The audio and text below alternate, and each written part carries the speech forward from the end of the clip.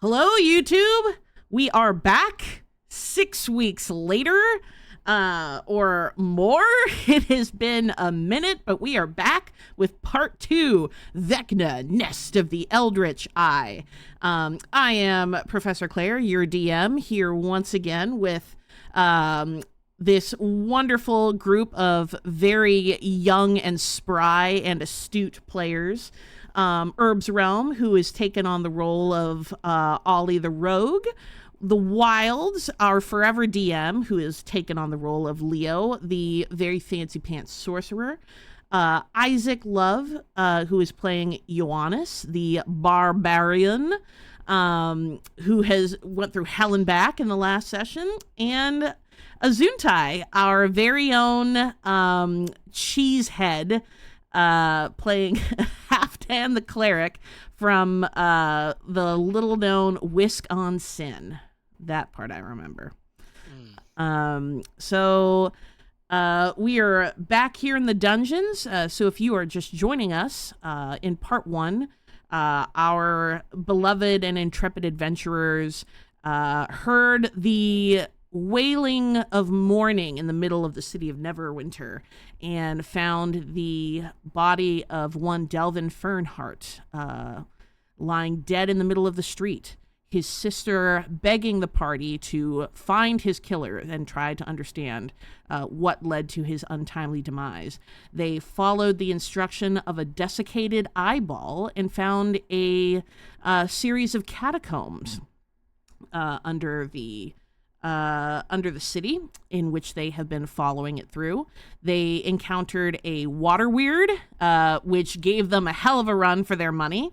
And after managing to best their foe, they found themselves in a sort of rotunda of a room where they encountered a lost and aimless spirit who needed to be reminded of her identity.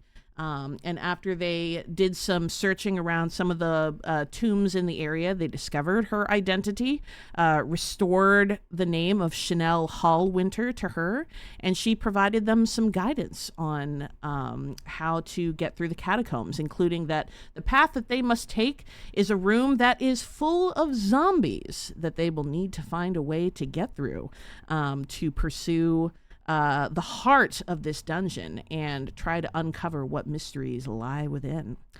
And that brings us back into our story. We left our heroes after restoring Chanel's name. There was a mimic, I think, as part of this catastrophe. I will also add, because I don't think I told you guys last time, but as part of the module, there was nothing in there about opening the sarcophagus. There was no expectation that players would open the sarcophagus, but I anticipated that you would. That's why I added the mimic, and my notes in here literally say, if they open the sarcophagus, in parentheses, because these fuckers will totally try. And whoever touches the chest first, surprise, mimic, ha ha, you fucking dummies. I'm sorry, if Indiana Jones has taught us anything, it's that you should open every sarcophagus, I think. I was honestly a little surprised that there was nothing in there about opening the sarcophagus. I was like, really? Like, I feel like people would open the sarcophagus, but I also absolutely knew that you would. So I planned accordingly. Desecrate the burial place for the dead and dying. Yeah, I mean, of course, every naturally.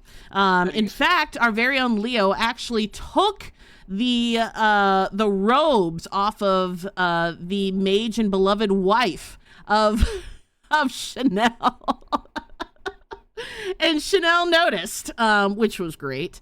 But yeah, now he's wearing a dusty but very nice robe that smells like decay, and is a little bit dusty, but seems to work well. Decay's an Italian cologne, is that right? Oh yeah, I think something like that. Okay, cool. I think it's one of the Versace brands, I'm pretty sure. Wow. Yeah, I know, right? All right. Well, with all of that said, we pick back up here in the tomb. Y'all have had You ended on a long rest. We agreed to let you guys have a long rest over the course of about 4 hours. So you have found a spot here in the rotunda, and leaned back for a little bit and rested your eyes, and you have found yourself restored, so you can restore any spell slots you've lost, although I think most of you did that at the end of last session. Restore any hit points if need be. And now we find ourselves ready to move on. And if you recall on the map, so you have up in the northeast is the watered out tunnel which you came in from, and the southeast was the tomb where I believe Chanel or Chanel's wife was. I can't remember which one, honestly. And then, oh yeah, how do you ping again? Can someone remind me how you ping? Wait. There is a point and ping function, and then you have to that's right. toggle to ping. Yeah, can you see my pings if I do this? Yes. Oh my god. Oh god. Oh god. This is reminding me of COVID all over again. Like, these are the places where people... I am not okay. I am not okay.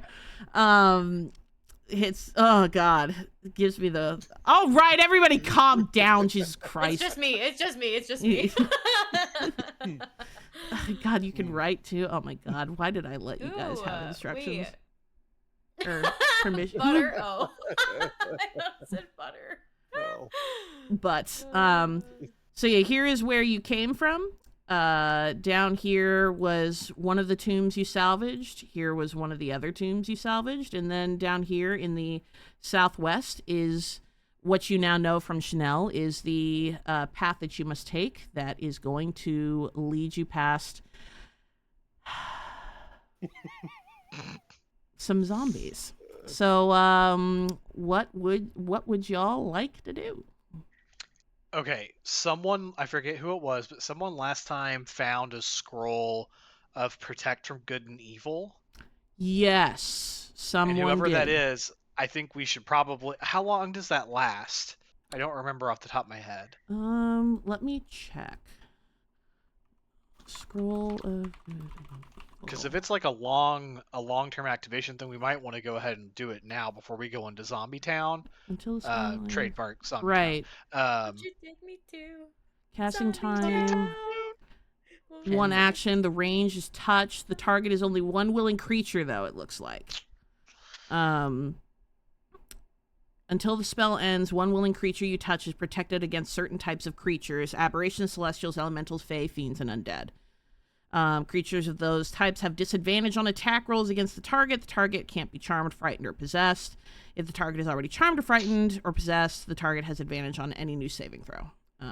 Obviously, that doesn't apply to anyone. It doesn't say how long it lasts. I was going to say, what's the duration? Let me try searching duration.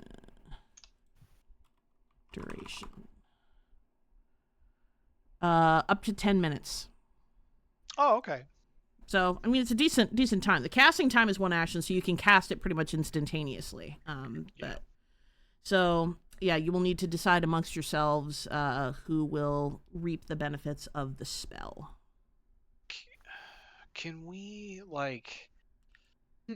do we know, having, looked into the little tunnel area that we're about to go into, do we know that there's, zombies, right there? Or do we know what that next area looks like? You don't know what it looks like yet. You can see here, actually, I can pull back some of the fog of war, just, based on where you're standing. So you can see that it's, a pretty long hallway. You can see some dim flickering, so you know that there's, probably some torchlight in there. But from where you're standing, you cannot really, it's probably, a good, 30, 40 feet. You probably can't really gauge much or hear anything yet. Right on. I accidentally cut Herbs off a minute ago. I apologize. What were you going to say, Herbs? Wait, did you? I was singing. Oh, I thought you were... I'm sorry. Were you just talking about me smiling mischievously over at my second monitor? perhaps that. No, I thought you like hand to your map. So I thought I had Oh, accidentally. yeah, I cut started you off. giggling and I had to stifle myself because I Gotcha. had an idea. You have an And idea. I had an idea. Yeah, but I don't know what Mr. I want to do with it. Krabs, I have an idea. Thank you. Thank you for indulging me. I appreciate you. Of course. Well, what do y'all wish to do? As far as the scroll goes, I have a thought, but I do not know how to express that thought in language that isn't sort of metagamey. Go ahead and So, do it as best you can, like as good as you can. I realize we're not experts here. We're just playing a game. It's a one shot. Have fun. we should put it on the weakest of us. I mean, I think that there's a way that you can just RP that in game.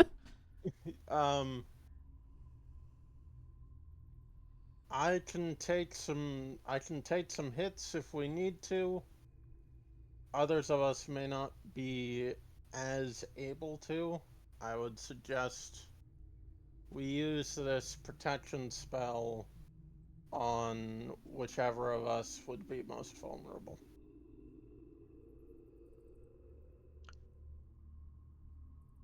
Well, I think it really comes down to what we're talking about being vulnerable to. So, like, emotionally vulnerable. I think like that's probably not me. I'm like very, very emotionally available. So easily, like Halfdan, I think is probably the one who's most vulnerable to like not hydrating enough. It's been 10 minutes. Is this help? I don't know. Is this helpful? And then Ollie probably the most, I would say, vulnerable to people stepping on him, but not in I a was cool gonna way. say beautiful women, but also But not in a cool way. Just because of the height thing. Oh, that was sad. I was referring to vulnerable to injury. Oh. Nose goes. Oh, us Cheeselakes are pretty tough stuff, so.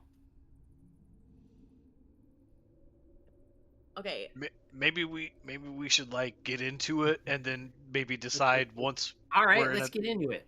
You know what I mean? Can you hear me out? Wait. Can you hear me out before we go? Can I just throw something into the ether, like, just throwing it? Mhm. Okay.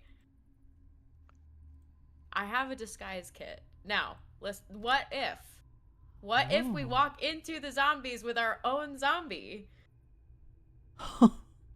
And then I don't have much after. I don't have anything after that. That's my whole plan. You want to Michonne this? I want You want to Michonne this? You want to Michonne this? Did you watch Walking Dead? No. Oh, shit. Oh, but that makes sense. That makes sense. She I walked think around with like 2 zombies on a leash to protect her. Yeah. She was that. She had the samurai sword. She was kind of badass. I'll be Michonne. So can you tell me a little bit about your disguise kit, Ollie, and how it works? I for can. inquiring minds. So, it's in the notes here. It says it's utility and deception. Okay. And so I imagine I would have to check for that. It says this pouch of cosmetics, hair dye, and small props lets you create disguises that change your physical appearance. Proficiency with this kit lets you add your proficiency bonus to any ability checks you make to create a visual disguise. It does not say how long it lasts for. It's kind of minimal on the info. It just says that it is common gear. Okay, let me Google it. I think this is the best idea anyone has ever come up with, Ollie. How could it possibly go wrong? I simply can't fail. We're starting. I'm simply amazed by your feats of brain power. Wow, Create thanks, Halfdan. disguise kit. Item rarity. Wait. Hey, how's Quarterdan doing? He's pretty good, and Halfdan will hold up the eye. I forgot about Quarterdan. Oh my god. So, okay, so how I'm going to rule on this, so it says this pouch of cosmetics, hair dye, small props. So cosmetics, hair dye, small props. How would you like to, before I make a ruling, how do you want to use this? Like, how does this, like, using this, like, play out for you in this scenario? That's such a good question. It's like just a really great question. I just want to take time to acknowledge what a good question that is. Okay, Brassy. In theory, I would like to use my disguise kit and my small props, my cosmetics and things to make up my appearance to look like a zombie in what I think a zombie of the day and the location would look like. Okay. So as to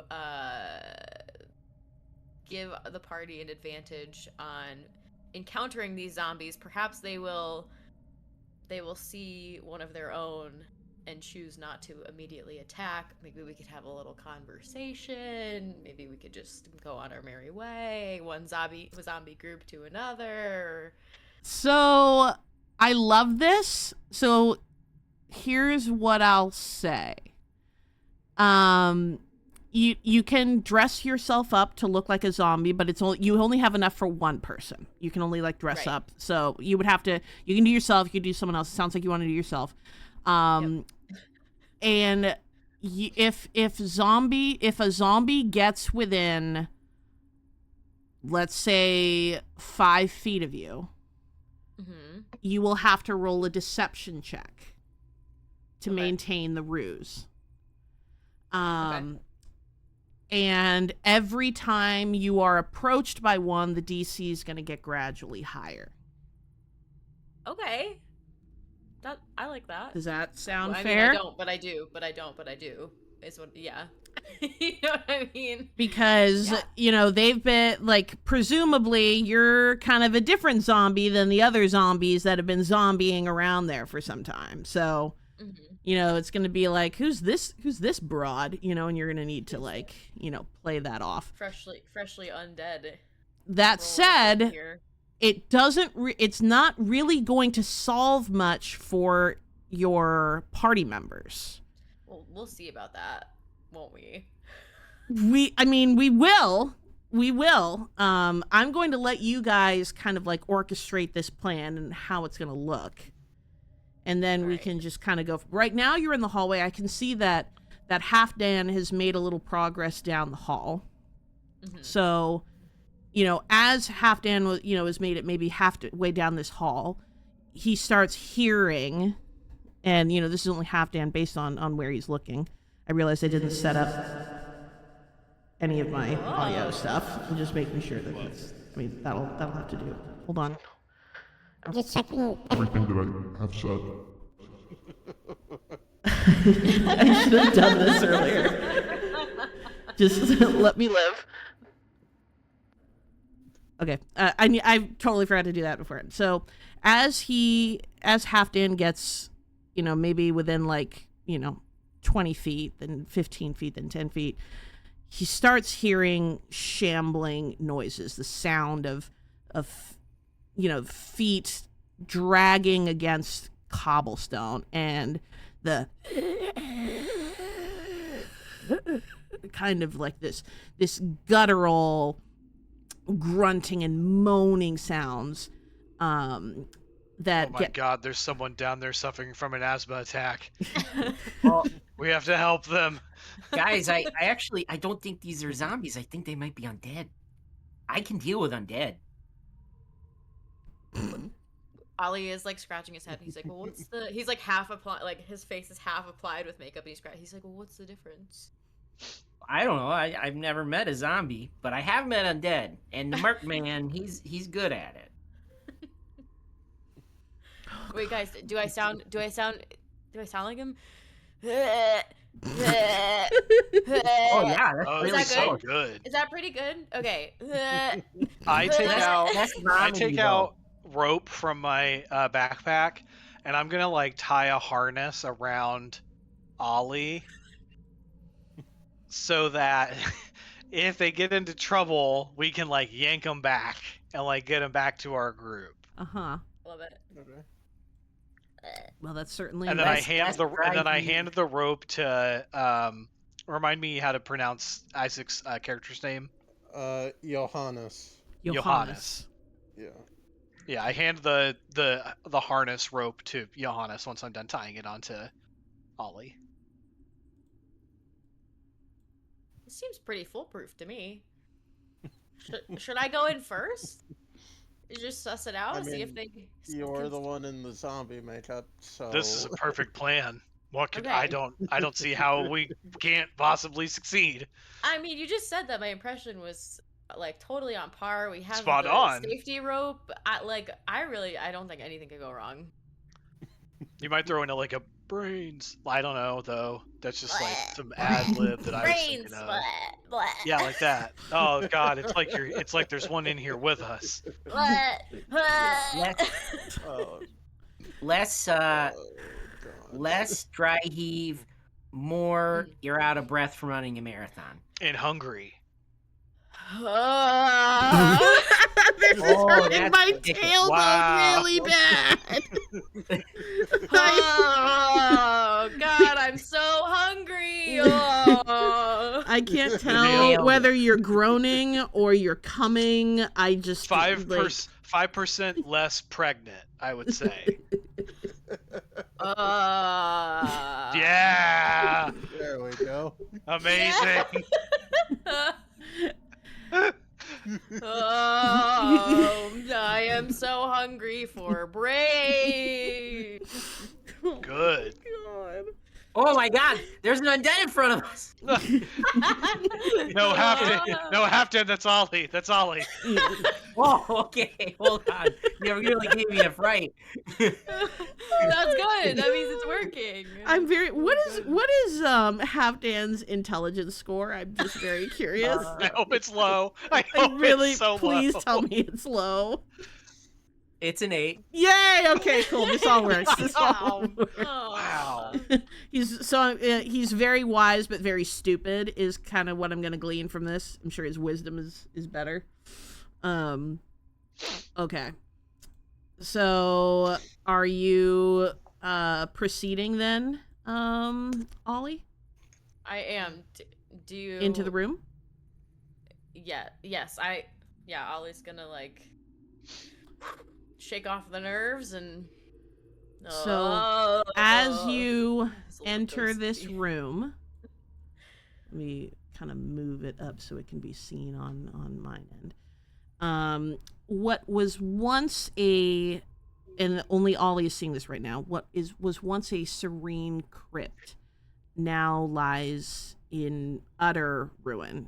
You see two chipped stone pillars in the middle of the room that are bracing a vaulted ceiling, and you see tombs along the sides of the walls that are cracked open, and you have been hearing these guttural grunts and moans, but now you see them, these 8 reanimated corpses shambling around this room in this sort of aimless pattern.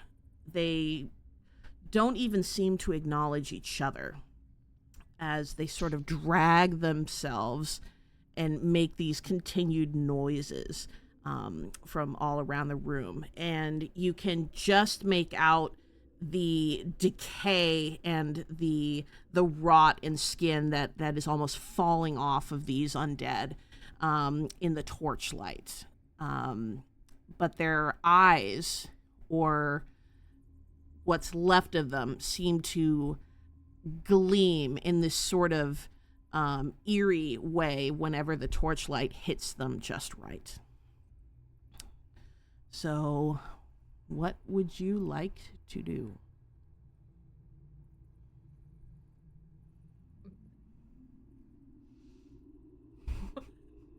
Ioannes, Sorry. I lost track. She moved too quick. Which one's Ollie? Whoa. Whoa. Oh, it can't be that one. One closest to the hallway. Did you actually make that noise, Ollie? Yeah. Yeah. So that zombie closest to you has heard you and is curious because there is some audibility behind that voice. So please make your first... Sorry, go ahead. I'm going to designate myself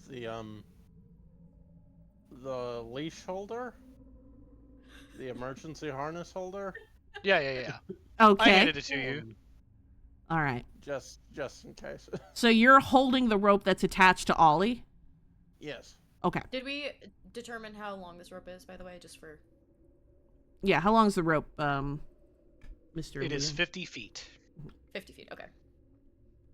Longer than a peak rope, that's for sure. Yes. All right. Okay. Ollie, make your first deception check for me, please.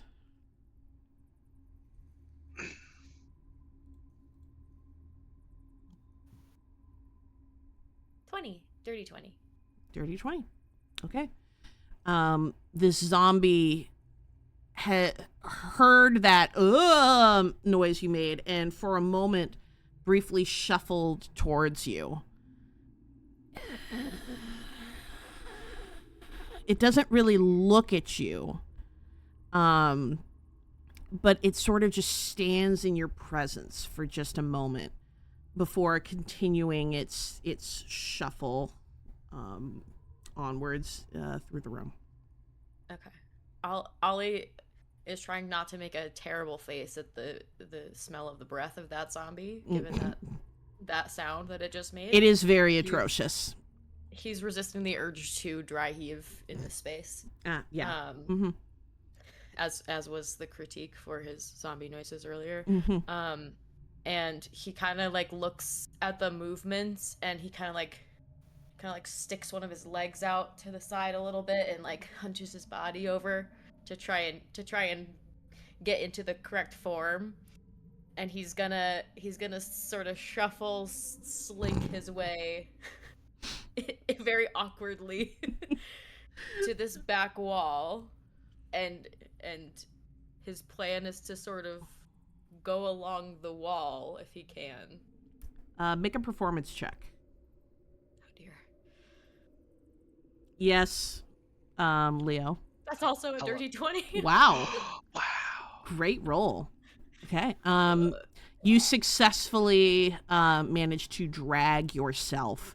They don't seem to pay you any mind as you shuffle into that corner.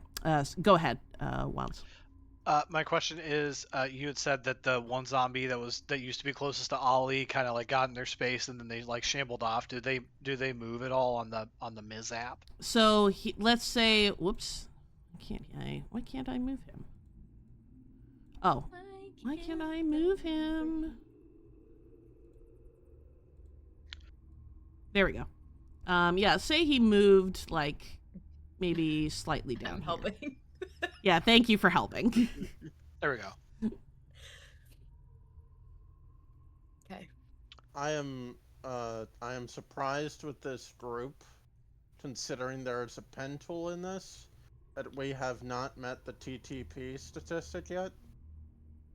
The TTP statistic? If you know what that is. Explain that to me like I'm 5. So, in any game or piece of software that has a map, especially game, like a multiplayer game, Mm-hmm. that has a map with a pen tool, Mm-hmm. there is literally a statistic that people will calculate, which is how long it takes for someone to draw a penis. Oh, you're surprised that no one's drawn a So penis yet. Okay. So that We already wrote. Well, someone wrote PP, which is kind of Yeah, somebody close. wrote PP earlier. I don't know who would have done that. It's I honestly felt so like that unfair. really handled it. Yeah, Oh, I whoever did googled the that should same thing, and apologize, that's the same probably. thing I saw too. Yeah. Fair. Let's keep it clean, guys. Let's keep it PG. Yeah, guys. My gosh, we're playing D&D. I know. This is Dungeons and Dragons, not dicks and dicks. Just Dicks dicks on and Another dicks. dick. Dicks and dicks, huh? There's no other word. It's Dicks. just dicks. Dicks and dongs. Dicks and doggles. Dicks and dog. Azunti, you know what's Dicks and funny? dogs, Thrombotic balls. thrombocytic penia purpura is a condition they bring up a lot in the TV show Scrubs. And so when Oh. I saw TTP, I was like, oh, I know what that is. Thanks, Scrubs. Interesting. The Mm. more you know. All right, what are we doing? TTP has the word penic in it. Penic. Penic. I'm gonna start calling my dog that. I'm gonna start calling your dog that too.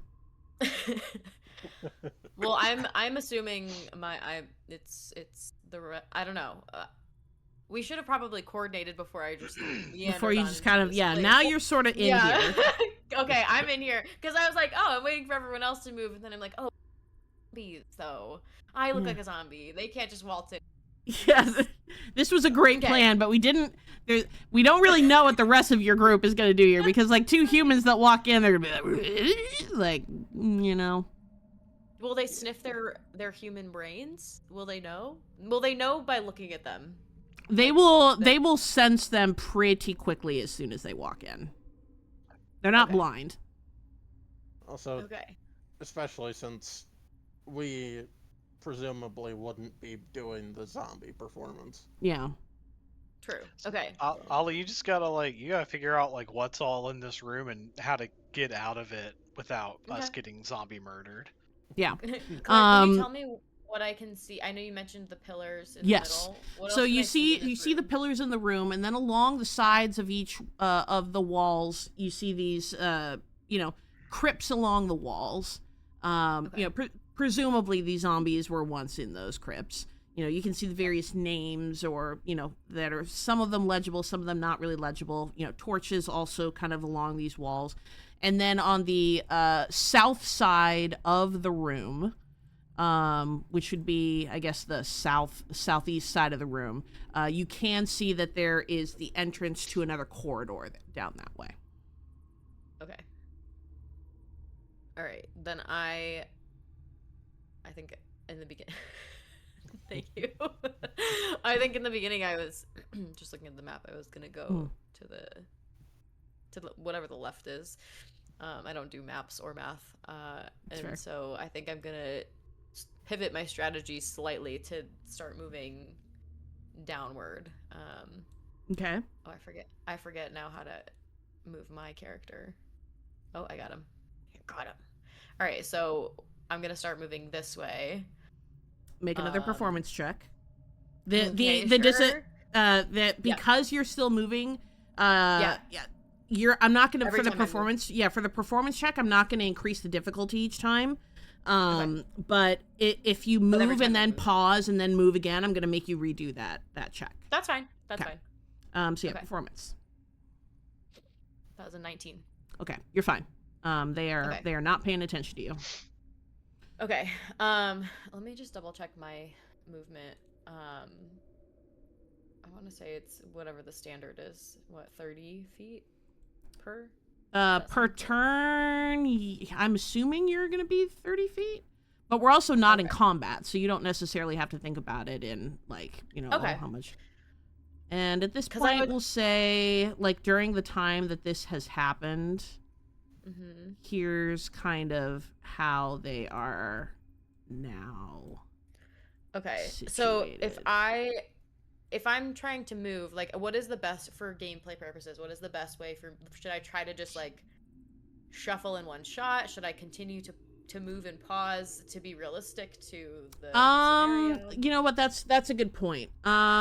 So yeah, for the purposes of this, let's have you move in 10 feet bursts, since you're trying to be sneaky here. And then so those 10 feet bursts will allow me to kind of reassess how the zombies are moving. And then, it may change your strategy. It may we'll kind of, this is the first time I'm doing something like this. So let's just see what Yeah. happens. It's the first time I'm being a zombie. So Yeah. we're all in this together. Okay, and then each square just is 5 feet. Each correct? square is 5 feet. Okay. Mm-hmm. All right, so I'm gonna continue down here. Okay, so those are your 10 Oops. feet. Performance check. Yep, performance check. Okay. That's a 14. Okay, you're fine. And Shitting, during but that fine. time, this zombie has moved here. Okay, so deception. So yeah, roll a deception check. Oh. Did you see that die? That die? It was a 13, and then flipped to a 5. And then it wasn't. And then it wasn't. This How good I'm getting. zombie sniffs something amiss and inches close to you. I'm pulling her back if I see that. You're gonna pull Wait, her I wanna back? see- Pulling him back. Well, what's the What's the Or- black marking? I mean, but you'd have to be able to see around the corner, though. Yeah, because from where you're standing, Ioannes, you could not see around the corner. Right. Okay, Um, And I would have to So- probably like make an audible sound of Yeah. distress. for So you yeah, to there's pull it back. nothing to indicate right now that you would know anything's happening until, this zombie goes, and then Ollie, you notice, and it extends a hand and reaches at you. Can I just do like one of these? Like a no. Uh, you no. want to try and dodge it? Like a cool, calming dodge. Like a cool, yeah. I can't use a Matrix reference because I haven't seen those movies, so I don't have the authority to that reference. But I'll let you. Is it slowly reaching? No, it's not slowly reaching for you. It's basically like it's on to your ruse now. And as that happens and it makes kind of a louder noise, it triggers the other zombies who are now also turning and starting to make their way towards you. So Okay. I haven't lost hope yet. My adrenaline is rising, but I feel like we still have a chance. you still oh girl. So does he? Am I being attacked?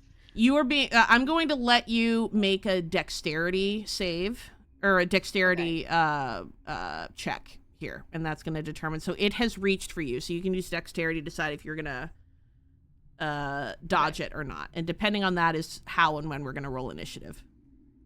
And that's not a saving throw. It's No, a check. just a check. We'll just have you do a check. That's a 22. Okay, so Incredible. you managed to dodge this one, but as that happens, it has still roared, or not roared, but like made a loud enough noise that has triggered the rest of these zombies who are now fully aware of who you are. So you're gonna have to roll it. We're gonna be rolling initiative. Okay. You're rolling all initiative of right us? now, unless you want to alert the group, because they still have no way of knowing right now since you haven't said anything.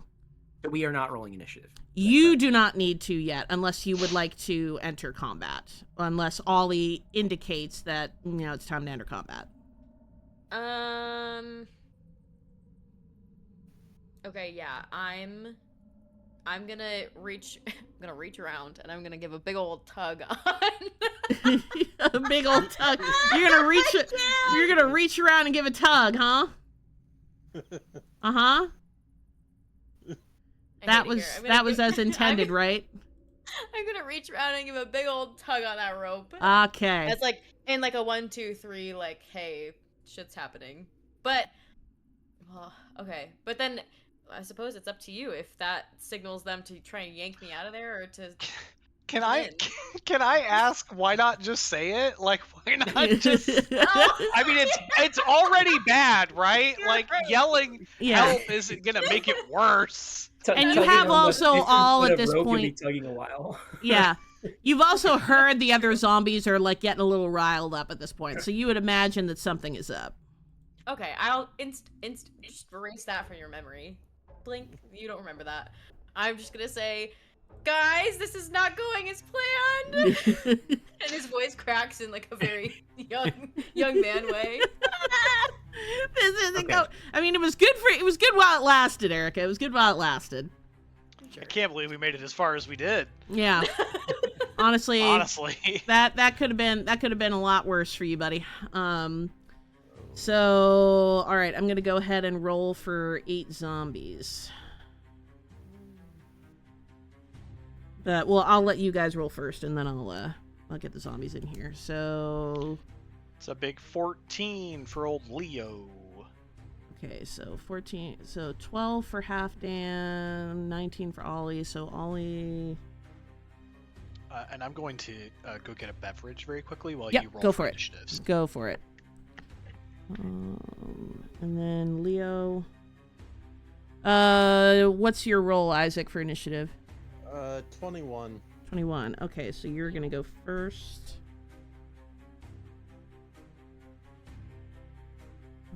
Leo. And then Halfdan. Sorry, I don't have the music up for you guys on your side. For some reason, my Discord Discord share isn't working. I'm sorry.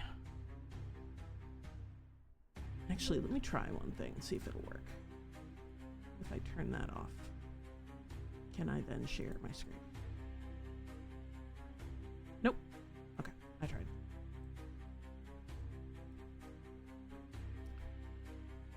Where are my dice? Hello, I have returned. Welcome back. 2, 3, I have 4, returned 5, it. 6, 7, 8. What type of beverage did you acquire? Oh, that was not at all what I My intended. favorite energy drink, which is called a full throttle. It looks like it drives a motorcycle. A full throttle. I used to drink those in college. It tastes like lemonade kinda, which is why I like it. Oh, interesting. That could be an energy drink that I get down with, actually. I don't usually do energy drinks. There's also a blue version that's like agave flavored, and that's like my top tier for sure. Um,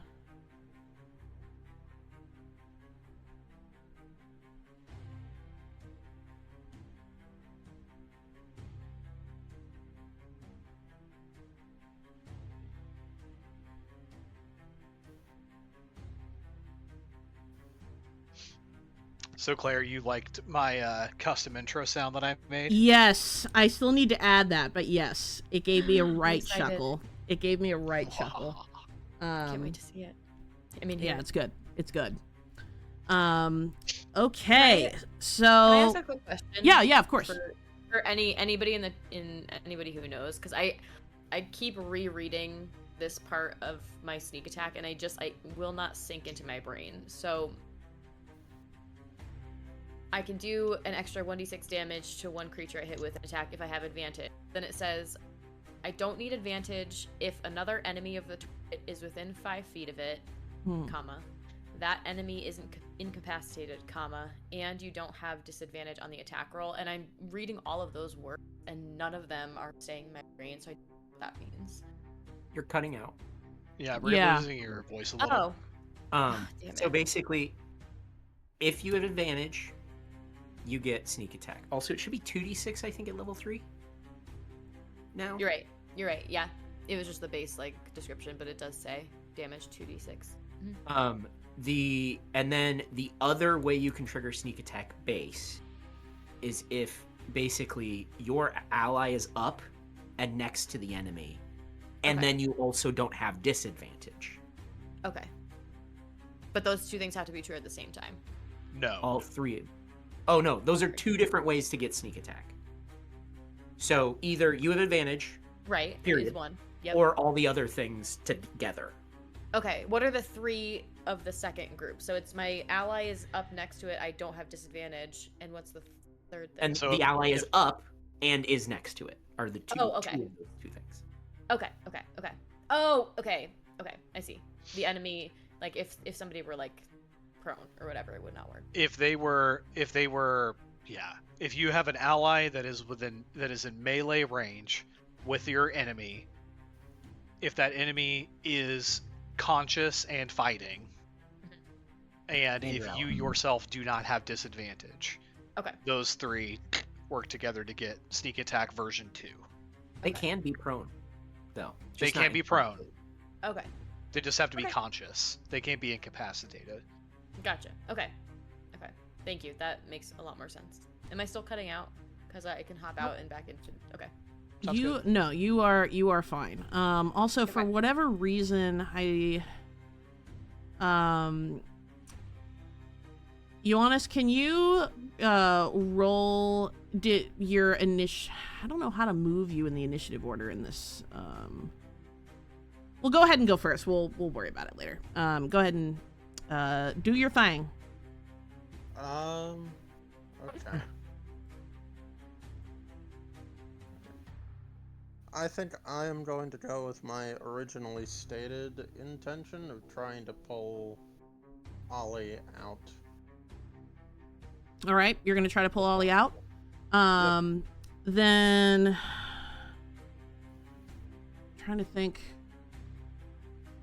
Wilds, how would you rule that? As a strength check or a strength save to try to yank Ollie out? I do an athletics check. Athletics I feel check. like it's Okay. athletics.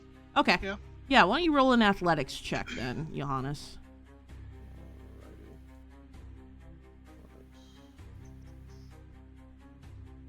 Alright, I got a 12.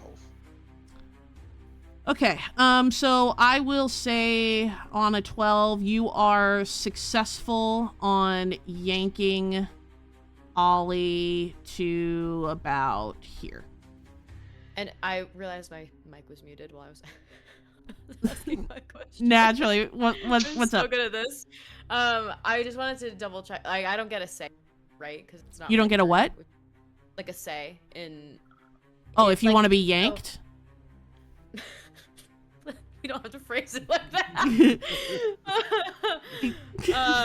Yeah, basically, because the only reason why I ask, it's not my turn, so no is an of course. But if I'm seeing what's happening and I got halfway, and I and my plan was to like make a run for it, can I interrupt him, or I don't have a choice? No, you can interrupt if you would like. You'll need to communicate though. I mean, you could just resist. Like, you could sort of dig your heels in and try to beat his True. athletics At check, that point, since kind of a he's yanked, so let's have you do that then. Thank you, Wilds. That's a good idea. So I make an athletics check. You should probably make a strength check since you're trying to avoid being pulled.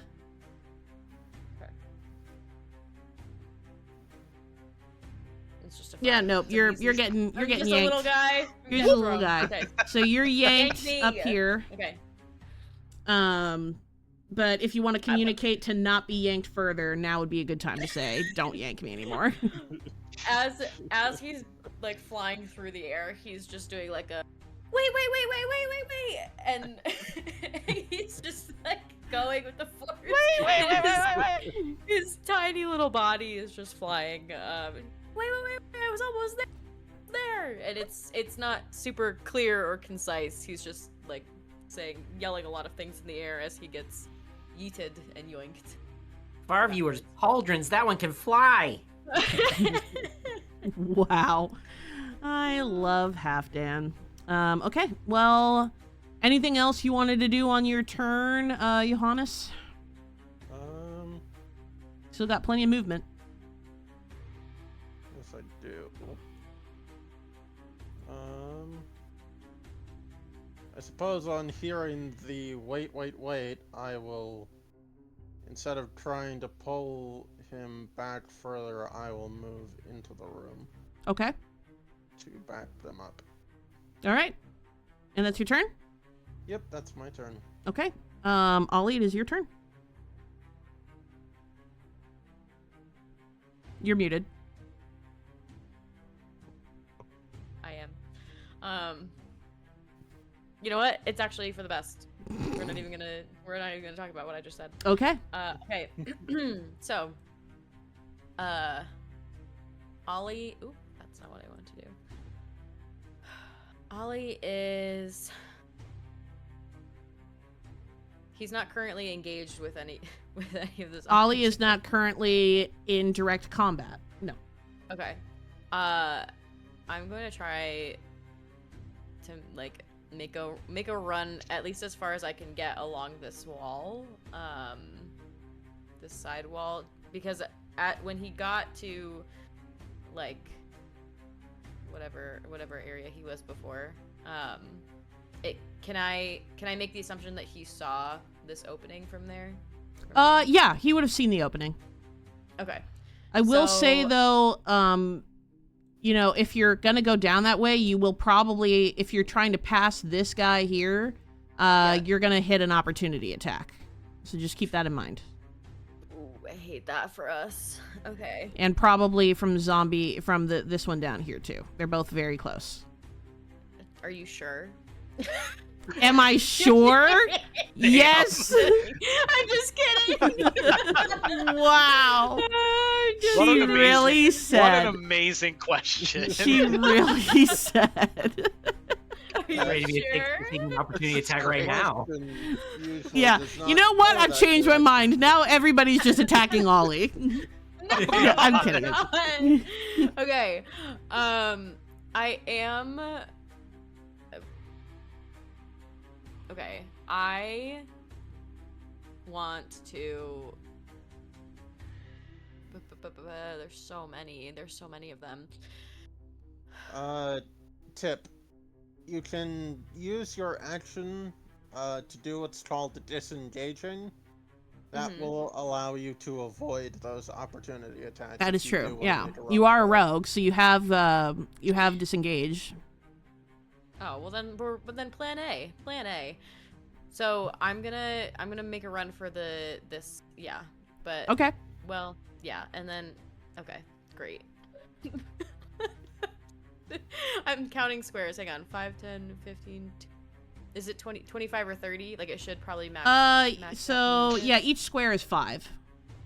Okay. So I was just kind of like on the line there, so sure, but do you want me to stop and pause like here? You to can go the then- full. You can go the full 30 if you want to go the full Okay. 30.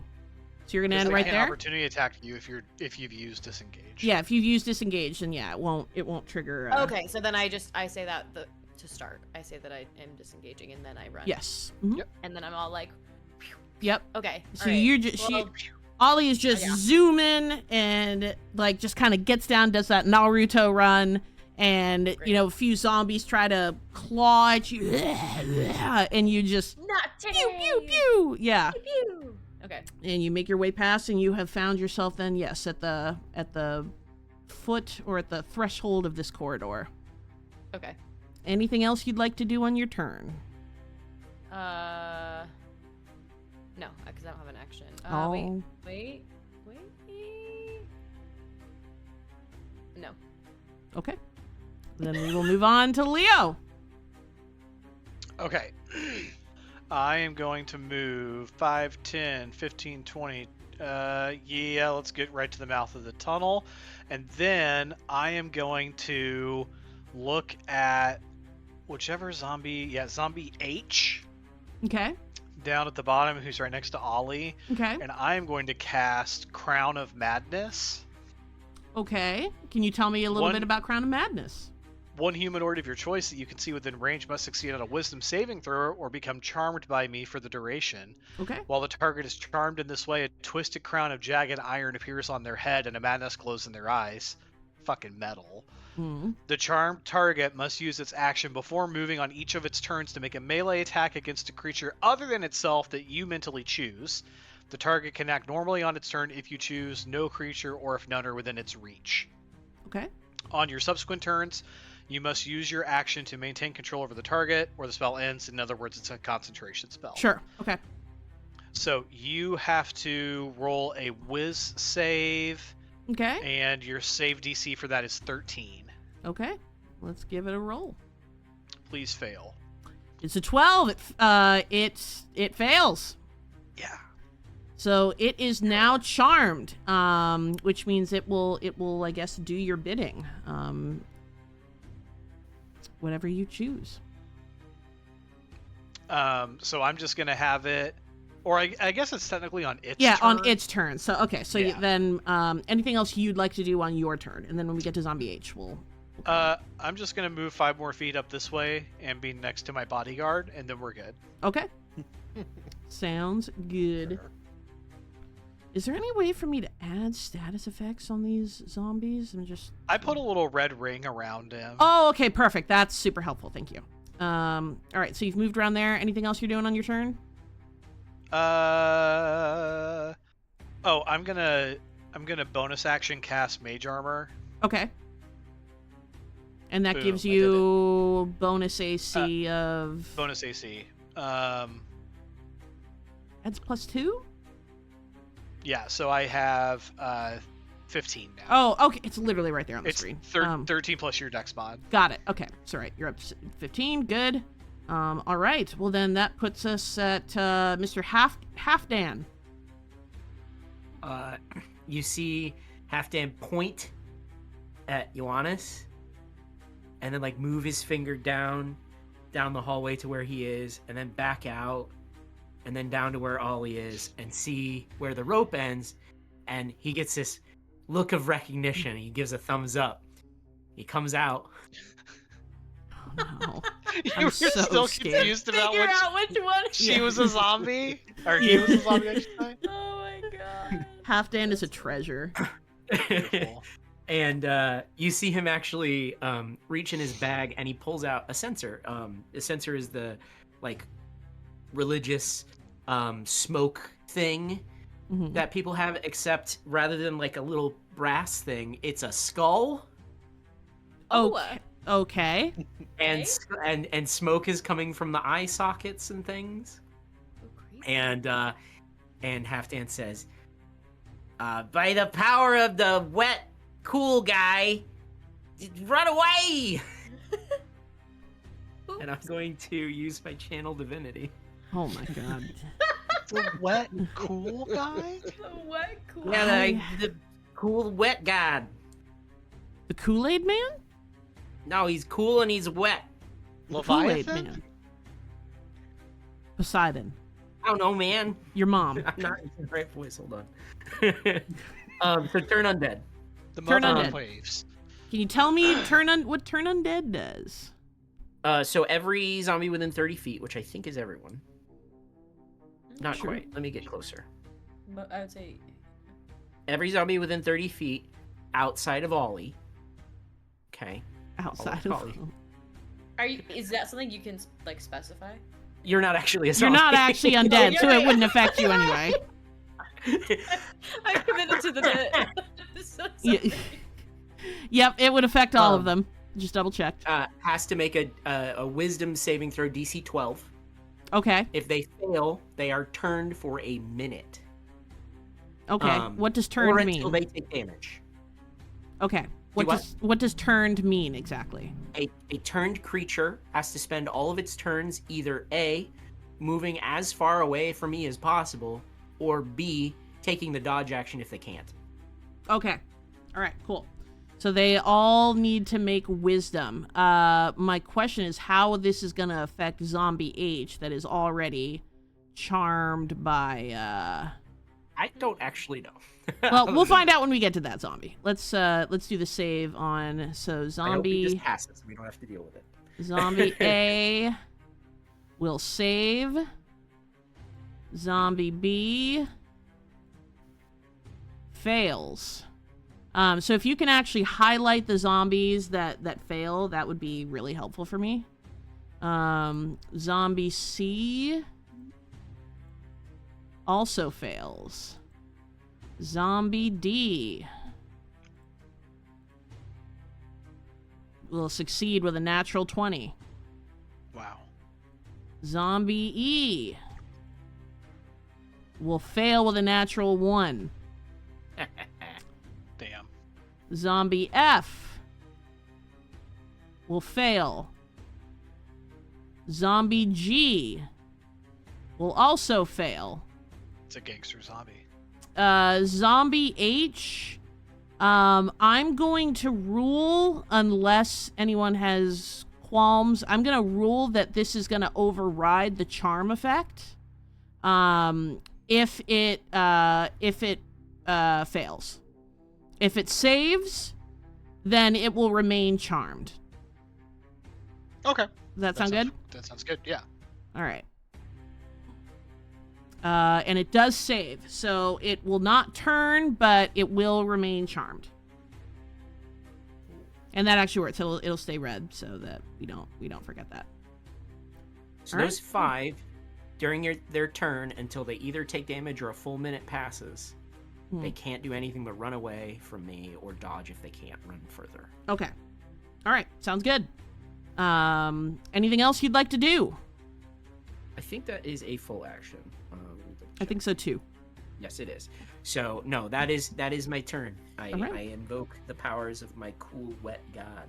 All right. I love playing with people who are so much better at this than me. It's so fun. It's fun for me too. Not gonna lie. Not gonna lie. All right. It pulls up to Ioannes, but he already went, so we will move on to Zombie A. Zombie A is not affected by the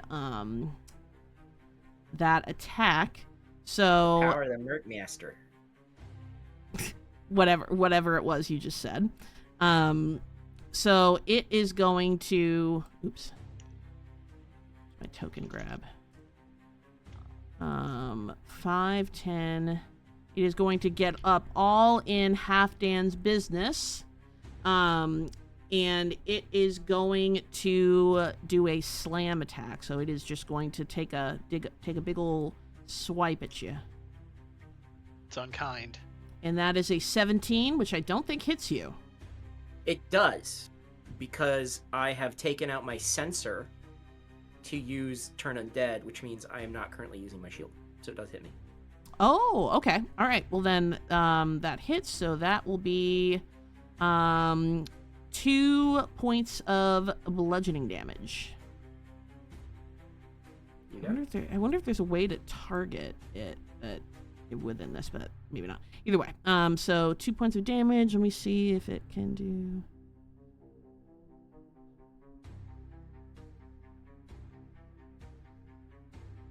Okay.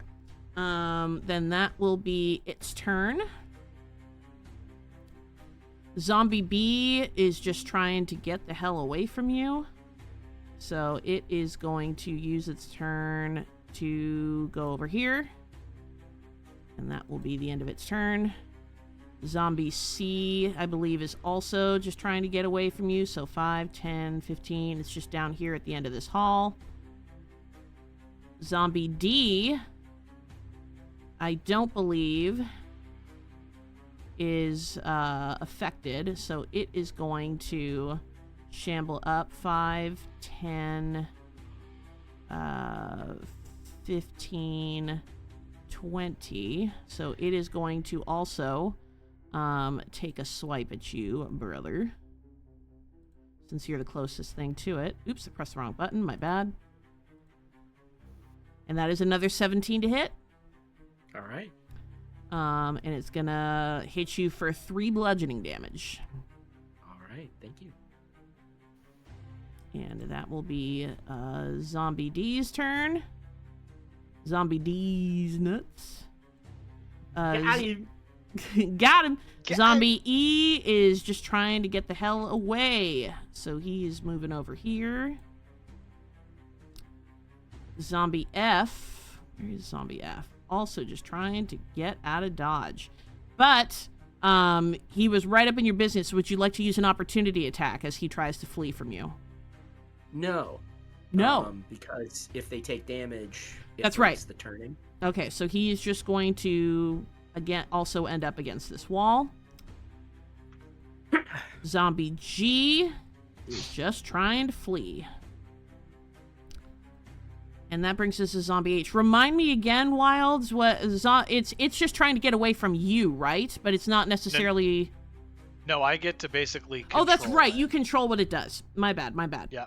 Okay, go ahead. So I'm just gonna have him move up behind Zombie D, and he's gonna roll to thwack him with Okay. whatever his unarmed strike is. Okay. Let me do that for you. So that will definitely hit. They have very low AC. And that will be 4 damage to Zombie D. Get hecked, Zombie D. Get hecked, Zombie D. Oh yeah. All right. Anything else you would like to do with Zombie H? No, I'm good. All right. Well, then that will conclude the first round of combat. I know it says that Alistair is up next, but it's actually Ioannes. So, Ioannes, tell us what we're doing. I am gonna run down here, and I am going to take a big, two-handed swing with my hammer against Zombie A. Okay.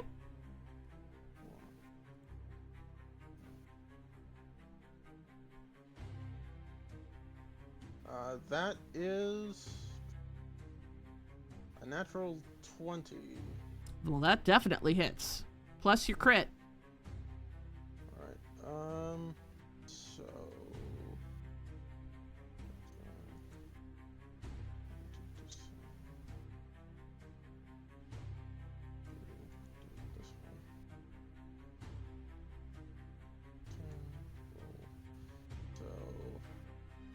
That's an 8,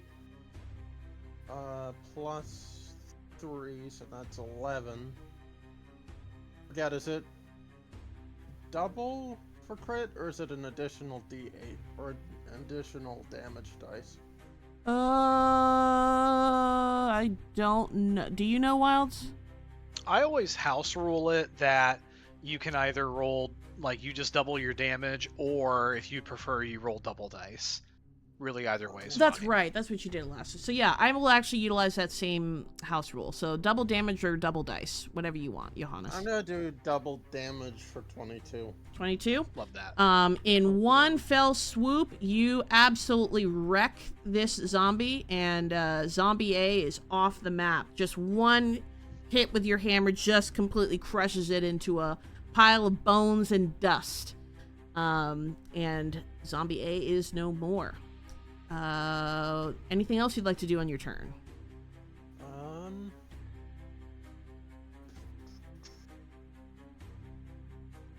I'm gonna move. I move right here where Zombie A was. Okay. Right into that goop pile. I thought I removed him from combat. I don't know why he's still there. Anyway, he's gone now.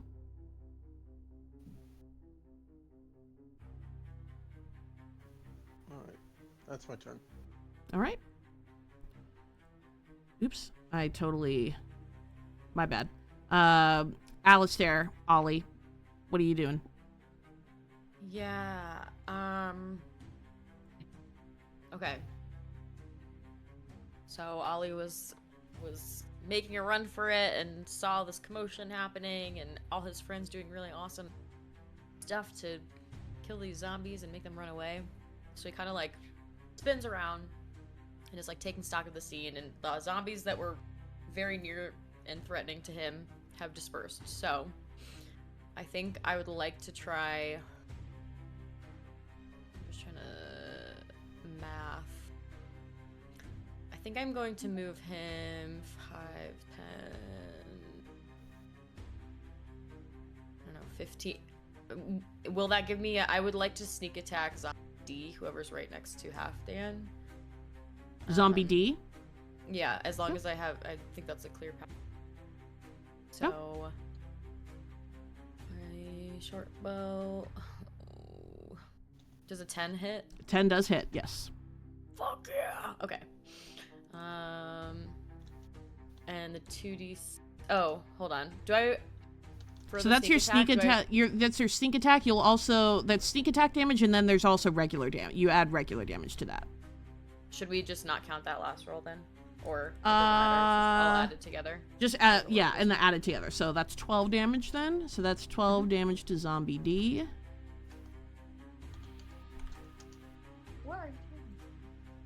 Zombie D is not looking very good. It has taken a couple of hits. It now has... you shot an arrow at it, I'm guessing, right? I did, yes. I used my short bow. It's got an arrow sticking out of it. It is really looking like it's having a hard time. Sweet. I'm going to use my remaining movement to get kind of back towards where I was. Okay. He kind of like runs out and then runs back. Sounds good. All right. Leo, your turn. I want to kind of move like 5, 10, 15, 20 over to here. And is there anything in this little like alcove area that's of interest? No, it's just a fireplace. Okay, cool. Firebolt on Zombie D. Firebolt on Zombie D. All right. Okay. Ignis. Rolling to hit. It's not very good, I don't think. It still 11? hits. These zombies don't have very high ACs. That's 1d10 fire damage. You hit D, you said? Yeah, Okay. And 3 damage? for 3 damage. All right. Zombie D is still up, but he is smoldering, and he has an arrow in him, and he's just one of those fuckers that just doesn't seem to want to die. I respect that. So, That's all for my turn. all We're right. set. Halfdan. Halfdan is just gonna set down his sensor, gingerly on the ground, and then he's going to take an action to equip his shield. Okay. Which is rules of written. I didn't know Halfdan was a redhead. What? He said that he set it gingerly down on the ground. Ah, I see. Womp, womp, womp, womp. Roll. And so, he's a little particular about making sure it doesn't shatter or anything. So he says it, he sets it on the ground, and then he rules is written. It is an action to equip a shield, so I am going to spend that action. Okay.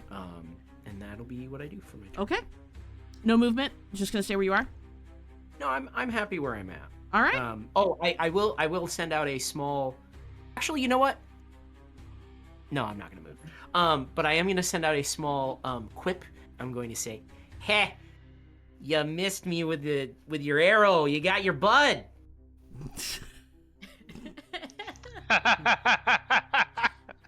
I absolutely love Halfdan. I love Halfdan. I love it. I love this. Okay. And that's your turn? It's my turn. All right. Claire, I did want to say, I feel like there's a chance that what I said earlier about the ginger thing, like maybe my mic cut out because like you didn't laugh at that very funny joke that I said, which I feel like is so weird. So is it possible that's what happened? Like, did my mic maybe cut out or something? Not at all. Nope. No, it didn't, huh? Nope. I absolutely loathe and detest you. That's weird. That's so strange. I wasn't feeling that. I was feeling like a lot of love and warmth and everything. Yeah, that's really, you should probably talk to somebody about that. The warmth specifically coming from my ProfessorClare jacket hoodie, by the way. The way to throw in the sponsor right there. Sponsored by. Sponsored by Professor Check Claire's out merch shop. Yeah, link in the description. I've always wanted to say that, by the way. I'm glad I got to throw one of those in there. Holy shit. Beautiful. All right, Zombie B's nuts. Is still just trying to get away from you, so he's just in the corner of this room, just clawing at the wall, trying to get away from the little cheesy halfling that is just standing there all nice and hanging with his little shield. Zombie C. Where is Zombie C? I want to get away.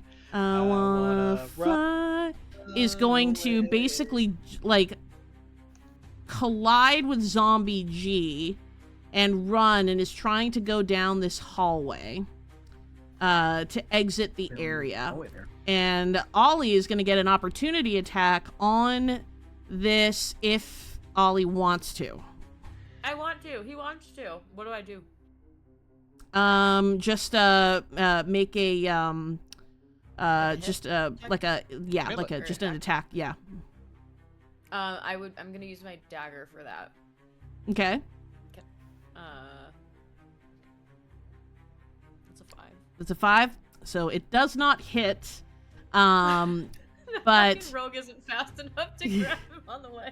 So it's more than anything. This zombie is just really trying to avoid everybody and is very much just dodging. So it just kind of saw you coming with your knife and just managed to get out of the way. Also probably for the best, because if you had hit it, it would have canceled out its turn undead, so it would no longer be running. So you know what's crazy about that is as soon as Azunti said I do attack whatever zombie previous turn, and then that reasoning, I was like, oh damn, like I would have immediately that without thinking, and then I just did that in actuality. I did that very thing. Yeah. Well, thank God. Yeah, Okay. so everything always kind of works out in the end. So zombie C, then zombie D is still up and running. This lively little fucker is actually going to move and take a swing at Ioannes.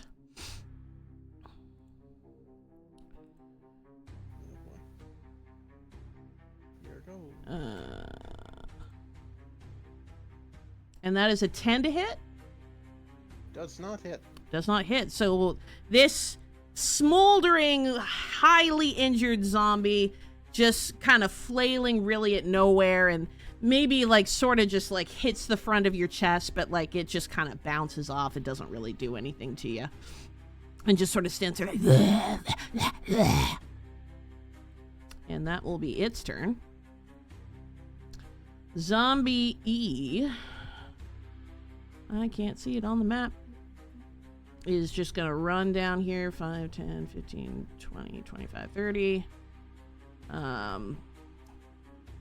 Zombie F is just gonna head down to this wall. Zombie G is also going to try to get past Ollie and meet up with this other zombie to make his way out. Are you making an opportunity attack, Ollie? Oh wait, no, you can't. You used your reaction already. Never mind. It's just gonna. I do not want to. Yeah, Not either way, you wouldn't have anymore. wanted to. And that takes us to Zombie H. Zombie H gonna slap that Zombie D ass.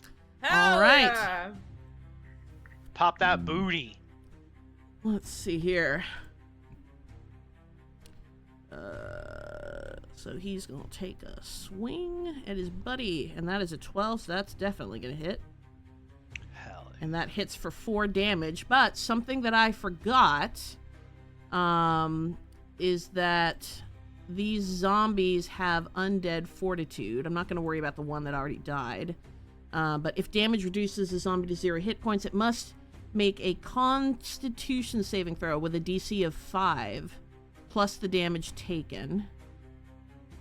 Unless the damage is radiant or from a critical hit. On a success, the zombie. So that means a 5 and the damage was 4, so it needs to make a DC of 9, if I'm reading that correctly. So, Constitution saving throw. So that's going to succeed. So it is down to 1 hit point, but it is still up.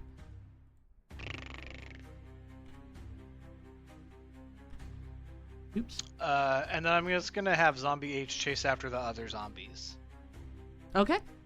So you're gonna just he's gonna just head down to any specific group of zombies he's charging for?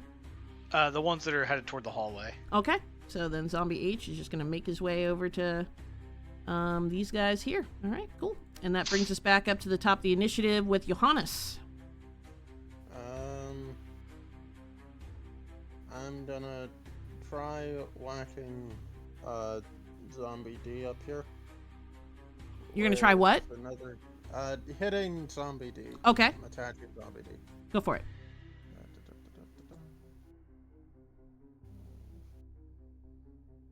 Another natural 20 for a 25.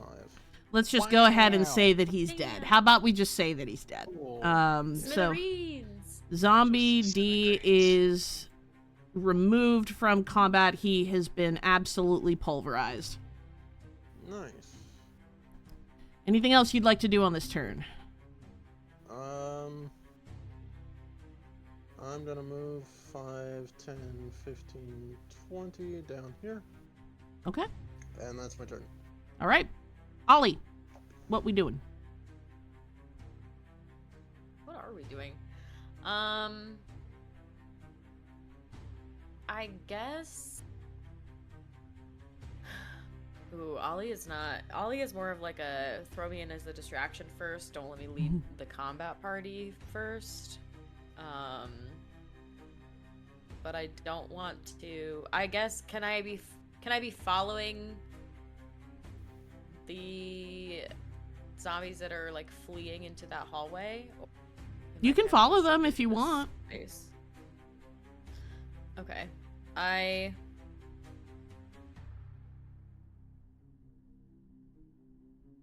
Yeah, I don't feel like I have anything useful to contribute unless I take one of the zombies out of being turned. So I mean, at this I guess point, I'm you're just going to gonna- have to decide to do something with them one way or another. Otherwise, they're just going to be running around the dungeon, and, who knows what they could disturb by doing that. All right, well then we'll wake one of them up. I will go for zombie F. I will try to do do I? So I'll just do a regular short bow hit. Okay. Go ahead and make that Zombie attack F. roll. That's going to So hit. 14. Definitely hits. Okay. And 6 damage. 6 damage. All right, he takes 6, and we'll remove that border color so we know that he has been changed back. Anything else you'd like to do on your turn? I am going to move up. I'm gonna move up a touch, kind of sneak around Ioannes here. Okay. Just to put a little more distance between me and the zombies to keep my ranged attack ranged. And just use Ioannes as a shield, I'm sure. Yeah, really that. I'm hiding behind his big burly body. The big scary barb. All right. Mm-hmm. Cool. That's your turn? And that's it. Yeah. All right. Mm-hmm. Leo. Just kind of moving my dude up to right behind zombie H. Can I see into the passage at all? From here. Hold on. Wait, let me find my. Yes. Hold on. Let me erase some of that. That is not the erase button. So yes, you can see it's pretty dark, but you can see torchlight about maybe 30-40 feet down. Okay. So I used what, like 5, 10, 15-ish.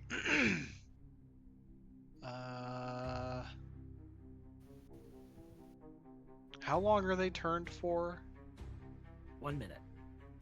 So 6 turns total. It's been 2. No, 10. Oh, 10. Well, isn't each turn? You said 10 turns or 10 minutes? It's each turn typically is 6 seconds. I just did So a math minute wrong. would be Minute. Okay, so Turn yes, around. math. Yeah, we're on a bit of a timer here because once we get through 10 rounds, they're all gonna pop back in. be Yeah. aggressive. So I'm just gonna. Am I able to kind of like slip through and get ahead of them? Sure. They can't. They're not going to opportunity attack you. So yeah, you can go. You Right. can move past them. Okay, cool. That's really all I've got, other than, I'm gonna go ahead and cast light. Okay. And I'm gonna touch my, my quarterstaff, and it will now shine out bright light for 20 feet and dim light for another 20 feet. So Okay. if this area is kind of dark, now we've got a light source. Yeah, this area is now fully lit, and you can see this corridor, and you can see that there is definitely a interesting looking door thing over here, and steps boy. and such. Okay, that is all for me. All right. Halfdan.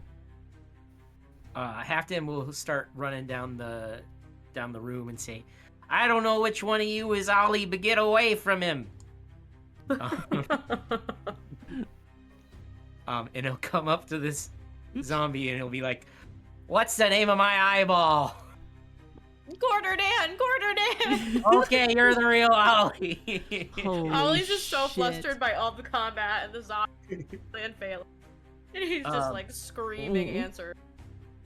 I'm gonna take the dash action just so I can get on this side so I can keep the zombies from running down in the corridor and potentially aggroing something else. Okay. And try to push them back into the room this way. Okay. So that's my turn. All right. Then that's going to bring us to a zombie B is still in this corner, just clawing at the wall, ain't doing nothing else. Zombie C, which I can't see actually. Is it amongst these? Down with G. I think it's underneath G and H, yeah. Okay. Yeah, I can't actually even grab him. Wow. I can't actually. Oh, there he is. Okay. So he then is going to flee. He's trying to get it. He saw Halfdan coming and is now just booking it in the other direction. But Leo will get an opportunity attack. Cool. I'm going to roll that, so will Ioannes before he comes to his senses. 21? So 21 to hit. That absolutely hits.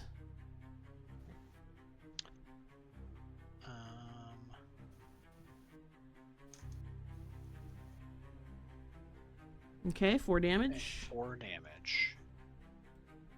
And Ioannes, you'll be able to get a hit as well before he comes to his senses.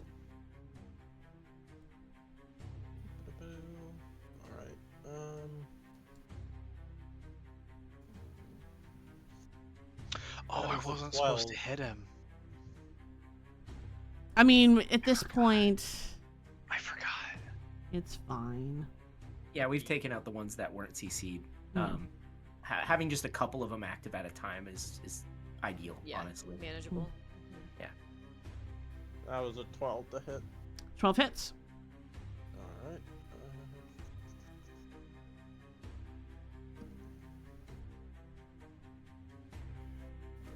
That is 5 damage, and because I have the sentinel feat, he stops moving. Excellent. Then he is there, and he is back to his senses. Zombie E is going to head for 5, 10, 15. He's gonna head for Ollie. He's mad at you for this ruse. He just does not accept your your shenanigans. Your cultural appropriation. Yeah. It's just unacceptable to him. So that is going to be a 21 to hit. I know, I wasn't waiting for you to confirm. But you take a whopping 4 damage from that. Oh, God. He just basically kicked you in the knee. He's not that strong. Oh, I thought you were going to say the nuts, and I was going to be like, that is like 15 No, that would have been damage a nat 20. He would have kicked you in the nuts. Okay, yeah. In my shin or the knee? We'll say your shin. Let's say your shin. He gets you in My the shin. shin.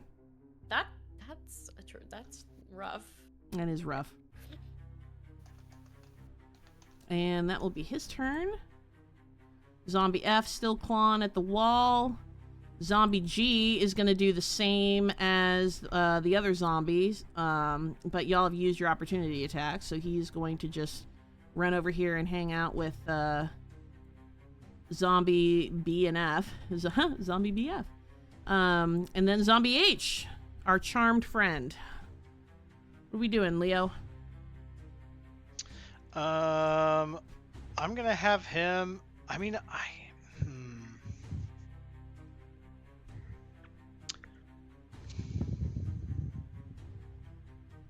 Yeah, that's a good question. I kind of want him to sort of stay where he is to block for us as we get into the tunnel, but I'm gonna have him step up and attack Zombie C. Okay.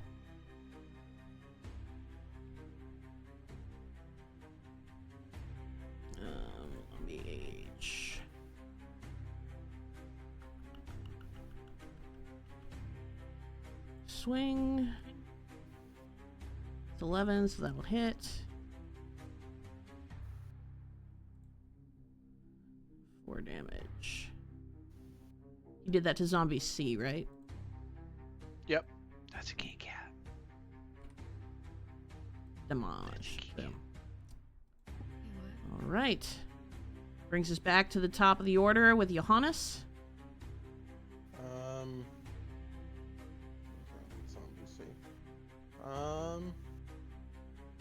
Actually, you know what? I'm gonna turn around and I'm going to hit zombie E.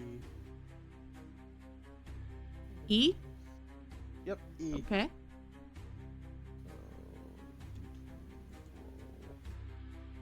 That is a 17 for 22 total? 22 total damage?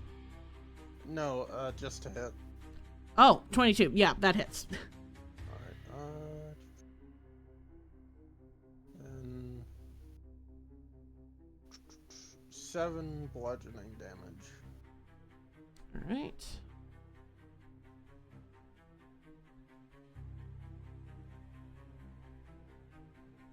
I also want to point out that Wilds just tried to troll us by insinuating that there was a cat and their cat.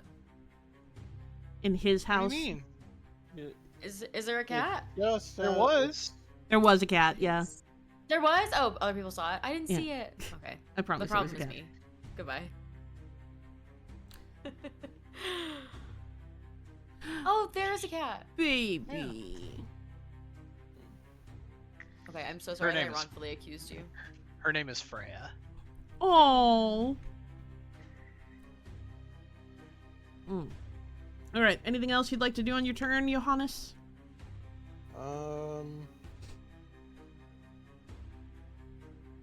I don't think so. Okay. I will stay put.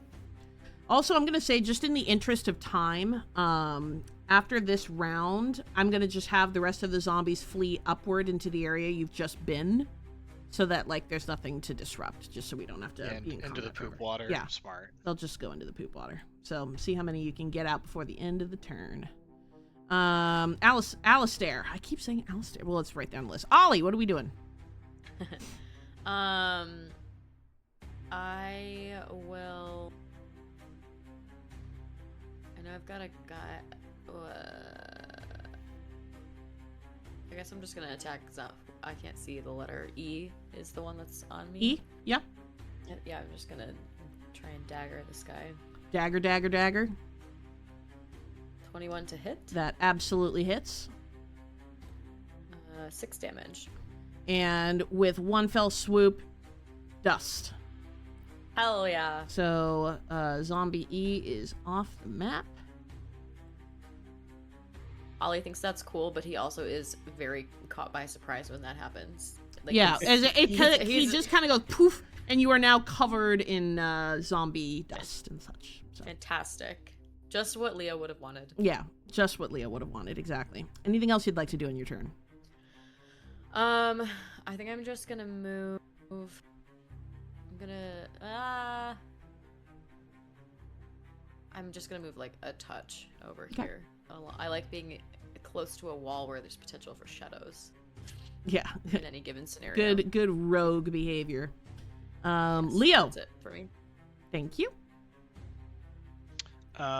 Just pushing up. 5, 10, 15, 20, 25, 30. Just taking a closer look at this here skull wall thing. You want? Oh, you're just trying to see what it is. Yeah, is there like is there So- anything for me? It is a double door. It's made of green. It's got green tinged stone seals. These seals progress or basically prevent you from. It's like locked. You know, it's a seal. Facing this double door, so opposite direction, is a large carving of a grinning skull. One eye socket bears a wide eyeball with a jeweled iris, and the other is an empty divot. Halfdan, you're never gonna believe this.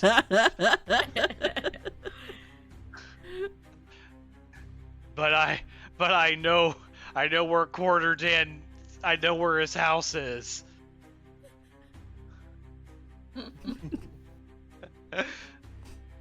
I'm gonna mage hand over to Halfdan and like grab the like if he'll give it up, of course. I'm gonna grab Dan.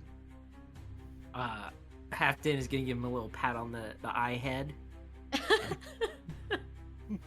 Oh, have a safe trip home, bud.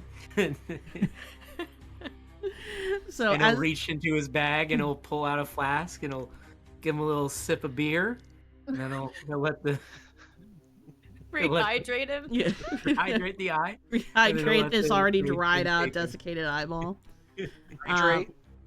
All right, so Leo casts Mage Hand, so the Mage Hand just kind of comes up and sort of extends itself like this in front of Halfdan, so I'm guessing you will plop the eyeball on top of this hand? After the appropriate rituals I have discussed, yes. Yes. So drop it, and then it just kind of clutches up like this and returns over to Leo and just goes bloop, just drops it into your hand. Oh, I was just gonna have it go put it in the Oh, you're gonna have to socket. put it in the thing? All right. Then So it he didn't will have to get his gloves dirty. Yeah, right. Thank you. So Obviously. I will say sanitized it with beer. I will say, in the interest of this, since it's just an action, we're still in combat. It will you've cast the hand, it has gone and retrieved the eyeball, and it is back to you, like back at the door with the eyeball, but it has not placed the eyeball yet. Okay. Okay. That's But cool. that will next turn you could instruct it to place the eyeball. Anything else you'd like to do on this turn? All set. All right. Halfdan, what are you doing? He's gonna swing. He's gonna come up and swing at Zombie C. All right. And he's gonna say, "This is for the Merkmeister."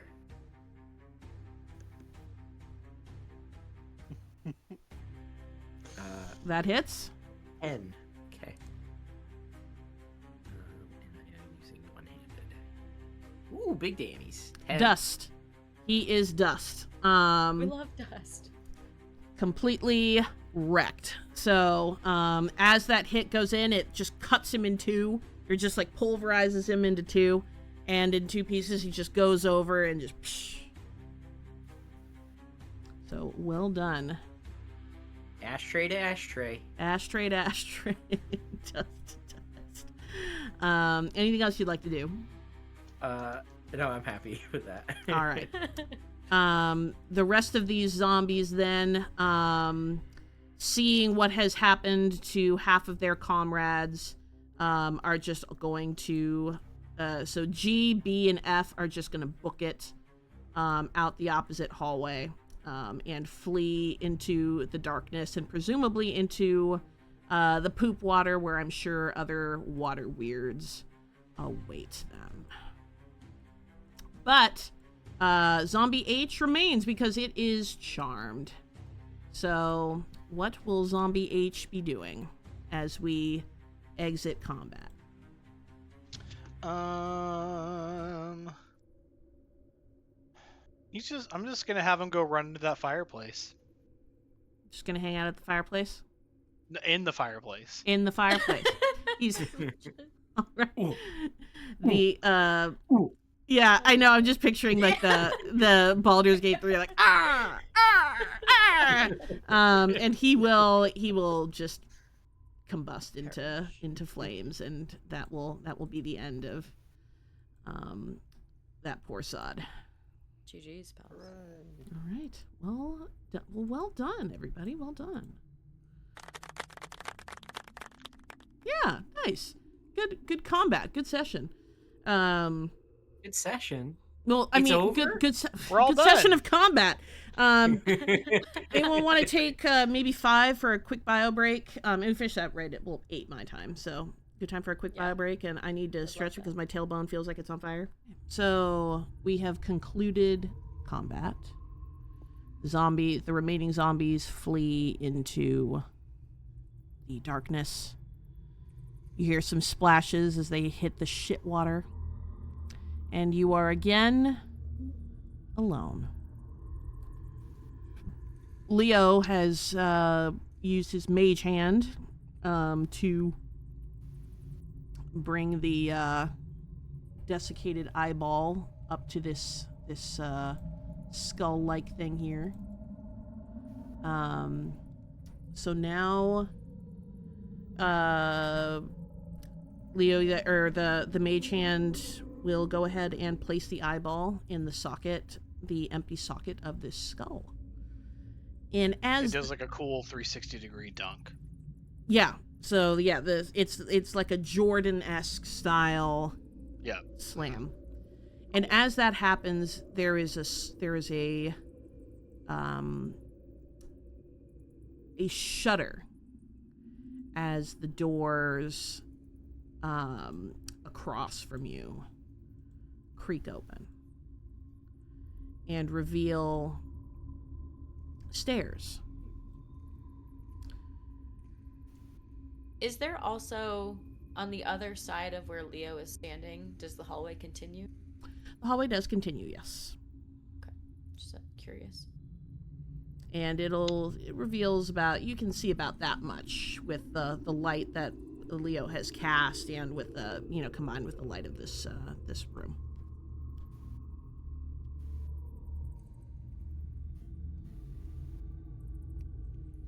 I'm just gonna peek my head around the corner and just see what's up. You want to see what's up? Okay. You see. Hold on. A basin that leads into more poop water. Turns out the tunnels collapsed down there, guys. No need to. Oh, okay. So yeah, probably just want to go down the stairs. Oh man. All right, sounds good, Leo. Thanks for scouting out for us. Yep. Good guy Leo, Good guy Leo. You guys gonna head down the stairs then? Sure. What's the marching order?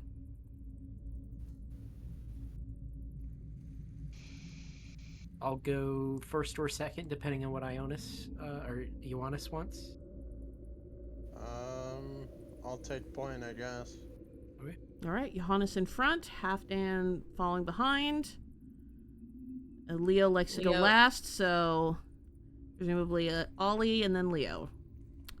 Yep. So then y'all head down the stairs, I imagine? Yep. And as you do,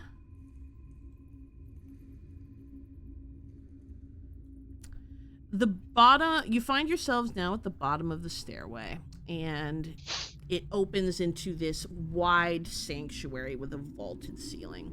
And you see old stone pews cracked with wear, but they're still arranged in these neat, orderly rows.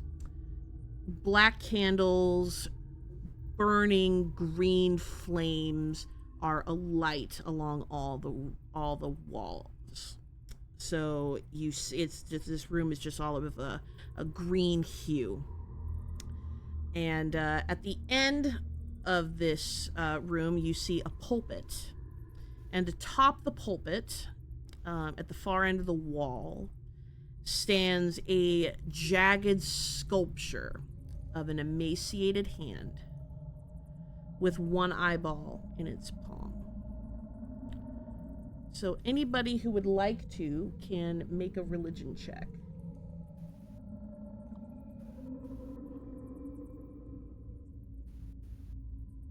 That's a 22 for me.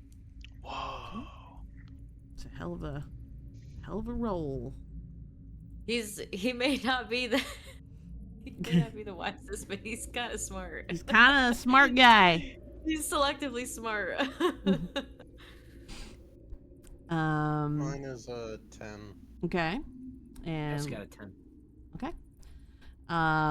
Well, the Ollie passes, and Ollie, you realize very quickly that this sculpture is a symbol of Vecna, the lich god of secrets unknown and feared across the realms. Guys, this is a statue of Vecna, the lich god of...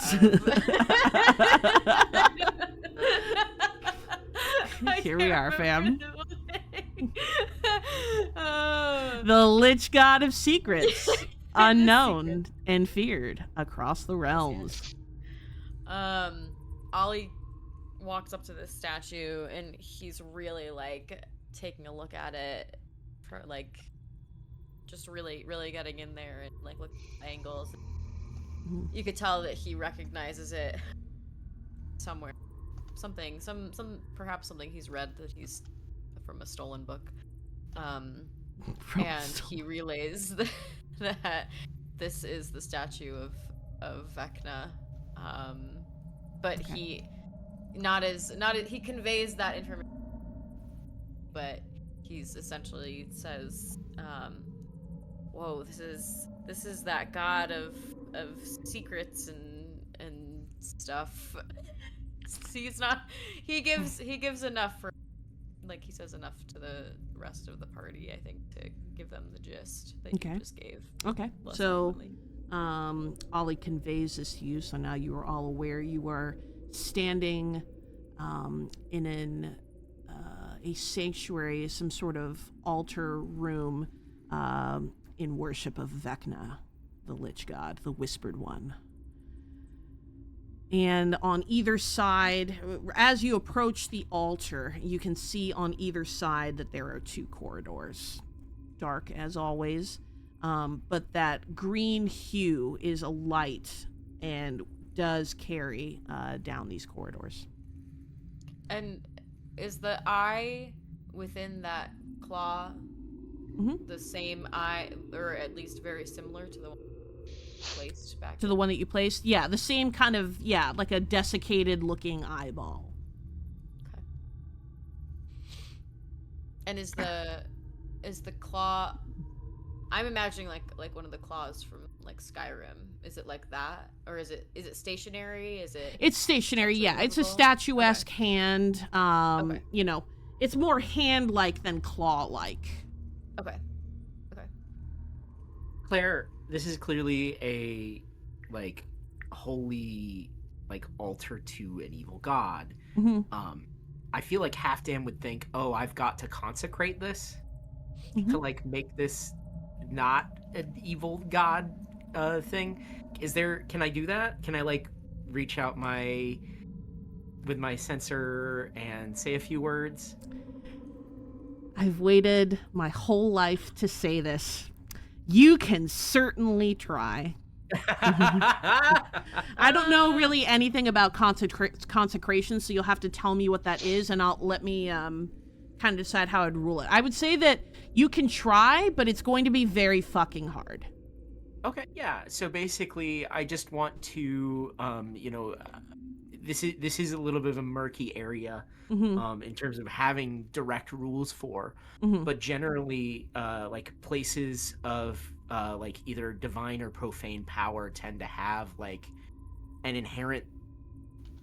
Sometimes they have like even an inherent ability. Like if somebody prayed in front of this and they worship Vecna, maybe they get a boon or something like that. So Halfdan's just trying to undo whatever like divine magics are ensorcelled in this area. Okay. So, he's going to say, he's going to take out his censer, he's going to wave it around, and he's going to say, in the name of the Merkmaster, the great man who leads all the cool kids, God, what is his name? And he's going to pull out a slip of paper from his bag and unfold it, and it's like a flyer somebody gave him when he was young, and he's like, all right, in the name of Michael. Okay. Oh my God. May this be a holy place. Oh, shit. Not Michael. Not Michael. In the name of Merkel. Merkel. Yes. Merkel. The Lord of the Murky Waters, the cool guy. He leads the cult. The cult of Merkel. The Merc Master. Cult? No, the cult. We're all cool guys in this place. Oh, Halfdan. Here's my flyer. Rocks fall, Halfdan dies. Rocks fall, Halfdan dies. Make a...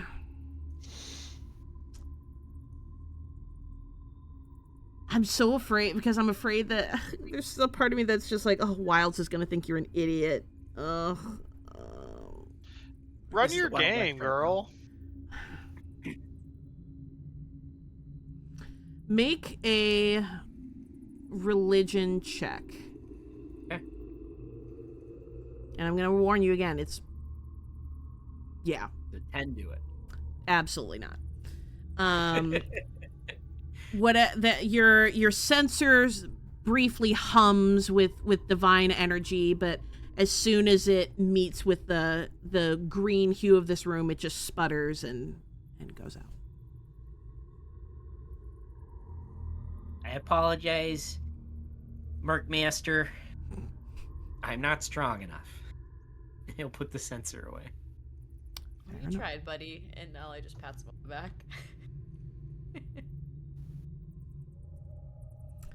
What else would you like to do? Well, that's it. Halfdan unknowingly worships an evil god. Unknowingly worships the god of death. That he thinks is a murky god. That is incredible. Michael. I'm just leaning up against the entryway door, and I just say, okay, I'm just gonna say what all of us are thinking. This place feels like it's a nightclub, right? Like, once we clear it out and all the zombies are gone, we're totally gonna turn this place into a nightclub, right? I can see the vision. Yeah. Seems amazing. Vaulted ceilings, cool stuff on the walls, statue costs an arm and a leg alone, but it's already here, so... Water to keep your feet cool while you're dancing.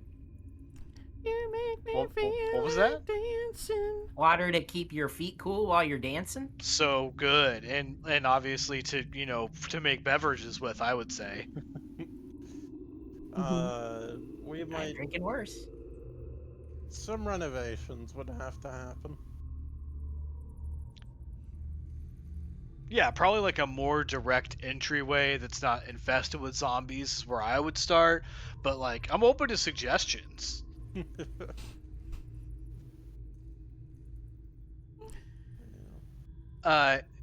Can I just like come up to the front and I'll just look down this corridor over to my right, Okay. but the left side of the map?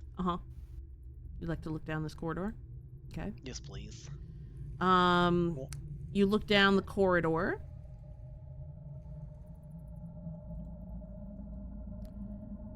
And you see that it seems to open up into a small-looking room. I'm just gonna mosey on down. Okay. What's everyone else doing with all this? Don't fall. Okay. I'm not like looking, but I am keeping eyes down the opposite corridor. Just to make sure, like, You're keeping eyes on the opposite corridor? Yep, the opposite one. Okay. Ollie, what are you doing? I am swaggering down this other corner because I love splitting the party. It's my favorite. All right. So you, Ollie, hold. I will get to you then. I'm gonna say right here and not go any further. Okay. All right. Then I will get back to you. Okay. So Leo and Halfdan, you see makeshift cots are strewn about two adjoining caverns. Oh boy. separated by an open doorway. Jesus. Several individuals in gray robes are sound asleep amidst the flickering torchlight.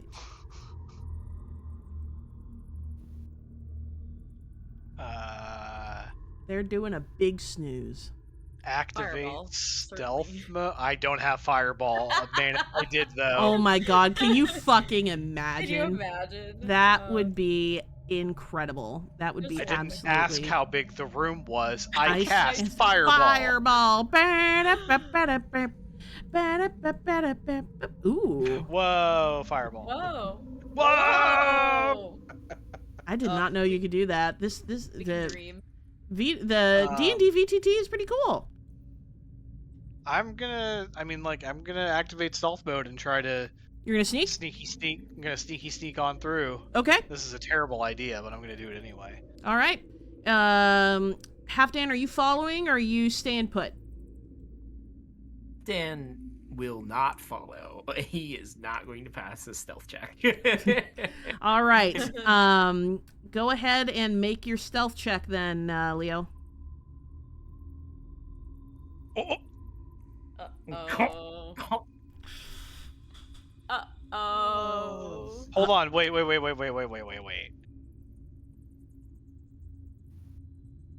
Tides of Chaos. What's Tides of Chaos? That's my sorcerer special ability where I can roll with advantage on an ability check or attack roll or whatever. Okay. And go away, Tides of Chaos. And then before I regain use of this feature, the DM can have me roll on the Wild Magic Surge table the next time I cast a first level spell. Okay. I don't know what a Wild Magic Surge table is, but I will be down to do that. Okay, I'm gonna roll stealth again. Here we Okay, go. go for it. Please, dear God. Slightly better. Slightly better. I would like you to roll a 1d4 for me. A 1d4. One moment, please. It's a 4. Is that You good? hear rustling No. as 4 of the cultists wake up. Oh no, is that the 1d4? That was the Dear 1d4. God. Dear God. That couldn't have gone more poorly for you, brother. Oh, Jesus. I'm just gonna yell, "Hey guys, bad! Help, please!" So as this happens, the cultists wake up. What the? And this one you see. Hold on, let me finish coloring 4 of them. Since they're waking up, can I get an attack off before combat starts? You want to get an attack off? Yeah. Okay, go for Magic missile, biatch. I'm gonna cast it at first level so we can wild magic too. it. Okay, what do I need to do for the wild magic? Okay, let me double check. I want to make sure. Once per long rest, you gain advantage. Before you regain use of this feature, the DM can have you roll on the Wild Magic Surge table after you cast a first or higher level spell. Mm-hmm. You then regain use of this feature. Okay, so there is a Wild Magic Surge table. One moment. It's a bunch of crazy stuff. Some of it's good, some of it's bad. Most of it's just Right. nonsense. And you roll a D100, I'm guessing, or The D100, that's correct. okay. To do so I'm magic missiling. I'll go ahead and do that real quick. Yeah, let's go ahead and do the magic missile. Max damage, I got 5. So at first level, I get 4 darts, and so I'm just gonna hit every one of the cultists for 5 damage. Okay. So every single one of these or all 4, the 4 that woke up? The 4 that woke up. Okay. I'm just gonna say for the purpose of this, since 4 woke up, they will also, like, once the magic missile goes off, it's gonna wake up the rest of them too. Oh, fun. But that's fine. So you hit then- 1, 2, 3, 4, and they all got hit for 5 damage, you said? Correct. Okay. Let me do that really quick.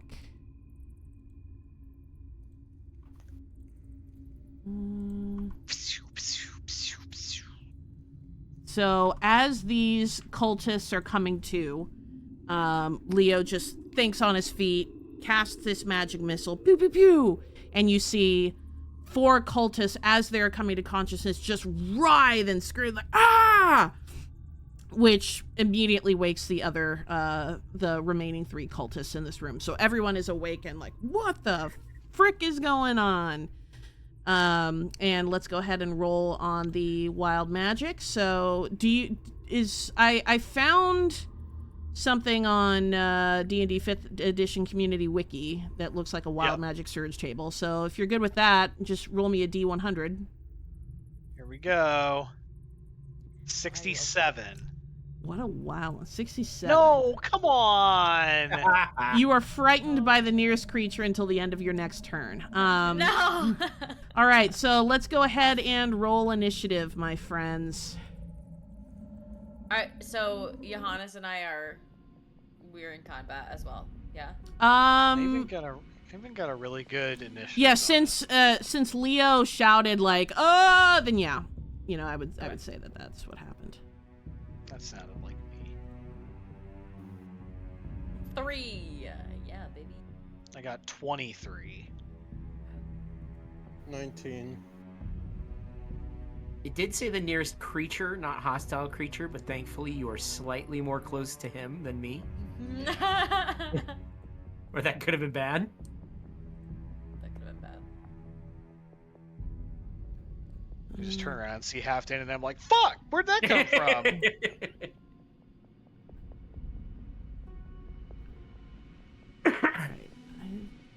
Halfdan's just like sneezing and wiping his nose on his like sleeve.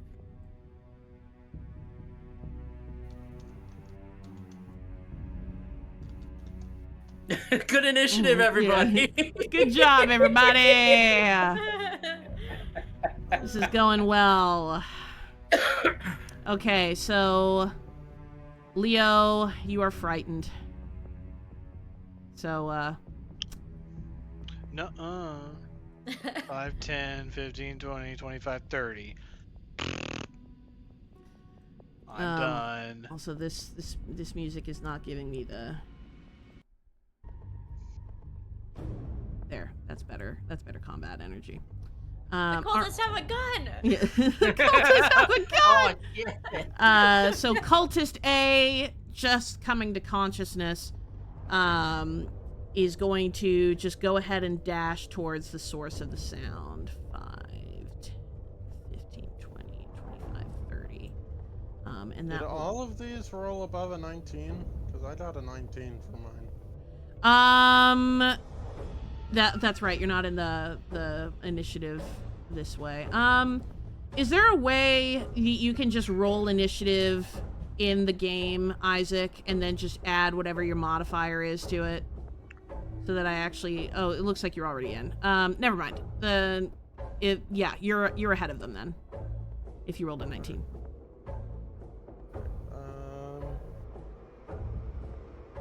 Either way, all cultist A would have done was dash, so I don't think anything gets missed there. 1, 2, 3, 4, 5, 6, and I get just in front of Halfdan here, and I'm going to. I would like to rage. Okay. You are and raging. That's my turn. Okay. Cultist A took his turn. Cultist B is going to jump. Also is going to dash 5, 10, 15, 20, 25, 30. Cultist C. 5, 10, 15, 20, 25, 30.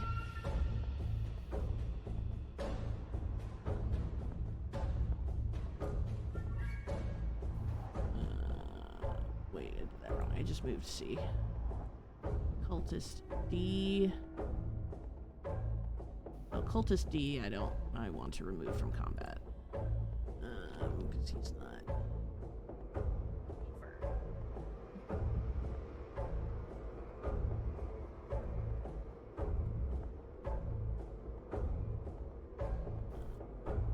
Cultist E.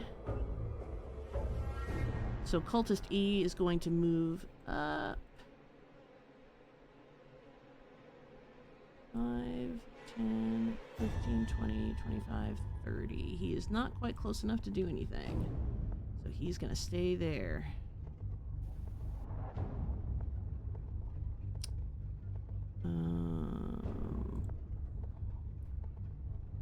Cultist F. 5, 10, 15, 20 is going to go right up on Ioannes. And he's going to hit you with his scimitar. Okie dokie. And that is a 12 to hit?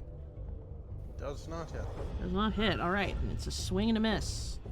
That is his turn.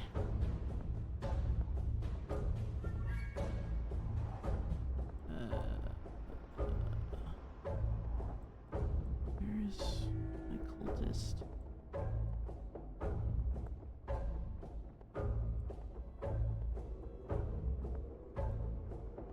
This F, I guess, will just come up here. And cultist G, 5, 10, 15, 20, 25 is also going to come up and take a swing at you.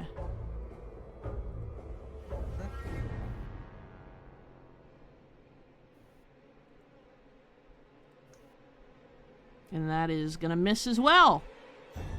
These guys aren't very bright, it seems. Okay. I'm going to remove each from combat. Alright. What does this do? Oh, that takes me back. Okay. Okay. Then that goes to Halfdan.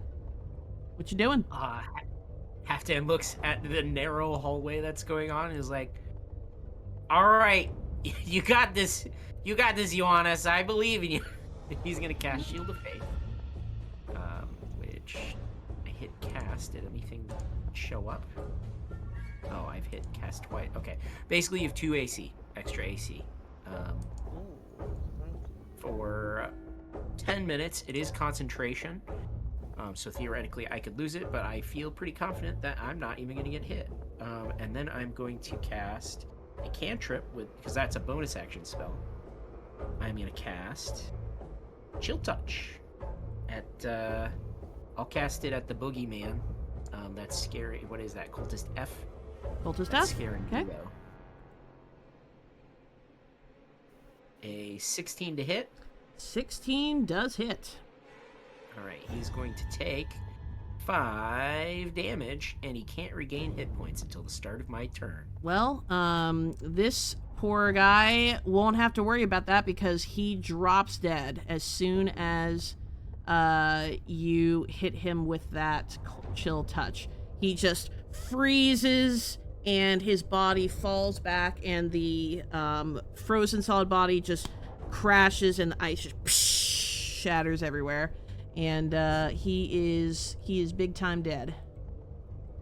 So where did cultist? There he is. Let me take him off the map. Yeah.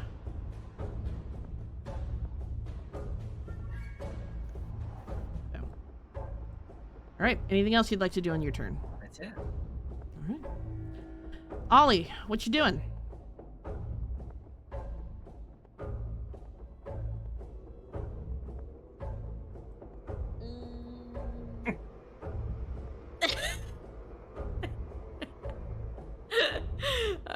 There are 2 schools of thought in my brain. There are 2 in me.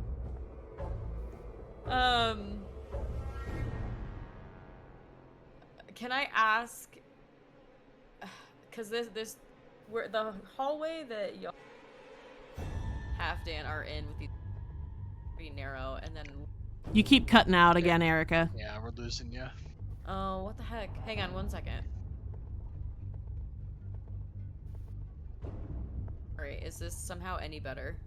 Yes. I mean, for the time being, yes. the hallway that Halfdan and Ioannes are in Mm-hmm. is pretty narrow with these cultists. Correct, yeah. So do I have it? Even if I were kind of right behind Halfdan, would I have a clear shot at the cultists or no? Yeah, you'd have a shot. Okay.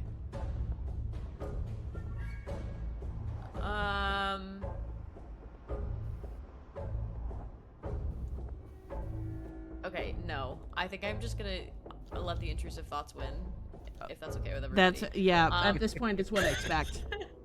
I Ollie expect is gonna nothing less. Run up to the altar, and I have, like, some nondescript colored bottles in my bag. They don't do anything. They're not special. But I would like to grab the eye and replace it with one of the bottles. Is the desiccated eye, is it a statue or is it an actual eye? At the altar? Yeah. It's part of the statue. It's not a separate part of the eye. statue. Yeah. Okay, forget everything I just said. 'Kay. I'm not doing any of that. 'Kay. I'm going to... Part of the statue. Love the energy. I was It's so part of the statue. excited. I kind of love the All idea right. of you trying to go over and your turn is just pulling. Yeah. But fine. Yep, okay, so never mind. I am going to 5, 10, 15, 20... I'm gonna stay back here. I would like to attack whatever that first cultist is. Cultist G. Cultist G. Okay. Yeah. I should be able to sneak attack him, right? You should. Yeah. You're in range of everyone, so yeah, you can sneak attack. Okay, I will roll for my short bow. That is a natural 20, which is a 24 to hit. He is dead immediately. You don't even need to. He is. Okay. He is so dead. The arrow goes through his eye, and he immediately drops to the floor, dead. And as Cultist G goes down, the rest of the cultist, or we'll say in this case Cultist E, goes, Wait, we yield, please don't hurt us. Nice shot, zombie. Can I'd like to make an insight on that, please. Insight check, go for it. While that's happening, while he does that, Leo's gonna step up between Ioannes and the cultist. Okay. A 9. He looks pretty sincere. This cultist looks fucking terrified. Okey-dokey. So I'm gonna hold my hand out with like a firebolt burning in it and say, tell us exactly what's going on here, or we're gonna roast every single one of you alive. Make an intimidation check. Whoa. That seems a little harsh. It's 22. Yeah, that's definitely it. All right, please. We'll tell you. We'll tell you everything. We worship the Whispered One. We're here with our leader, Zalir. He's conducting an experiment in the ritual chamber, and he points, behind him. Down here, past the rooms. Hey, I don't know what, but he aims to draw secrets from the depths of the mortal soul. That's all we know. That's extremely vague. Wait. You live in a crypt sewer, No, they told you to whisper. sleeping on cots near poop water, We- and your whole deal is that you think that he's pulling secrets from the mortal soul? What's your name? You won't believe this, but Mike Hunt. Firstly, your parents are hilarious. Second, Mike, is this where you thought your life was going? We haven't been here long. We've only been here for a week at most. Zalir said once the ritual was finished, we would leave. I just don't know how that's a good enough justification for you as a person in the world to live here. But look, my options were slim, dude. I didn't finish high school. I just it paid, you know? Oh man, me neither. Oh, Ollie yells, "Do you want me to shoot another one?" no, please. no, please. not yet. But just be ready if you would. I'd appreciate it. Okay. I'm on it. I look back at Ioannes and say, I'm really open to whatever here. We can kill them all or let him go. What do you think? And You gonna behave if we let you leave? I swear you'll never see us again. This isn't worth it. We'll leave. We'll leave. I swear we'll leave. Are all their faces covered? They're not covered. They're wearing they have hoods, and they're wearing like full robes and such, but their faces are not covered. You can see. So that... we can tell what they look like. Yes, you can see their faces. These are all humanoids. Right. You see like a few humans, a couple of them are elves, a dwarf. And they all equally look just as terrified. They just watched you murk two of their people got immediately murked, and then like a couple of them are still singed with those from those magic missiles. All right, take off all your clothes. All of you. Oh, man, not again, bro. Whoa, Don't you have enough robes? Come on. It's not for me. Make another intimidation check. Okay. 15. They all strip out of their robes. Whoa! Not down to they still have underwear on, but their robes are off. I just step back away from the doorway and say, "Get out of here."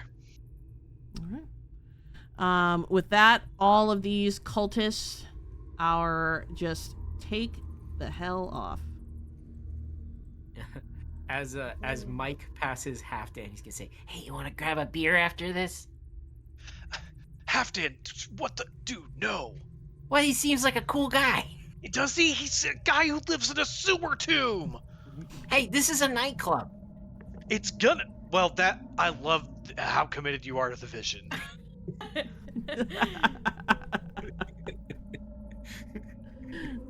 Great way to handle that. That was fun. Yeah. Get naked and leave. Get naked. Yeah. I was like, the other part of me was like, I'm gonna brand them. I'm gonna thumbprint, firebolt all of them so that we fucking know who they are. So that Savage. There's not a bunch of Vecna cultists running around unknown. But it's like, nah, I'll just have them run out in their undies. Savage, dude. It's fine. All right. Well, you have some information now. What do you choose to do with it? What was the guy's name? The leader person? Zalir. The cult leader, Zalir. Sounds like an orc.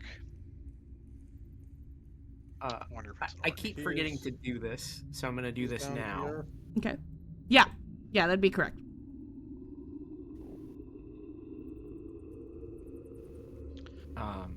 I keep forgetting to do this, so I'm going to do this now. I'm going to give each of you aid again. Okay. So all three of you have your current and max hit points increased by 5 for the next, I think, 8 hours. Wow. Nice. Yeah. Nice. Thank you. All right. That's temporary, right? Yeah. No, it's not temporary hit point. It actually increases your max and your... Your current. Yeah, it's temp plus. Yeah. So you get. It isn't a permanent change. It is a Correct. temporary change, but they're not temporary hit points, which is a different thing. Which is, yeah, it's a separate mechanic. And the reason why it's specified like that is because temporary hit points don't stack. So you could still have temporary hit points in addition to aid. Oh. It is short-term permanent. Yeah. Best way to look at it, yeah. Feel free to add that into your health pool. And what do you wish to do? I'll also cast False Life on myself to give myself actual temporary hit points. Oops, Sure. That's the wrong button. There we go. Okay, so add an additional 7 temp hit points.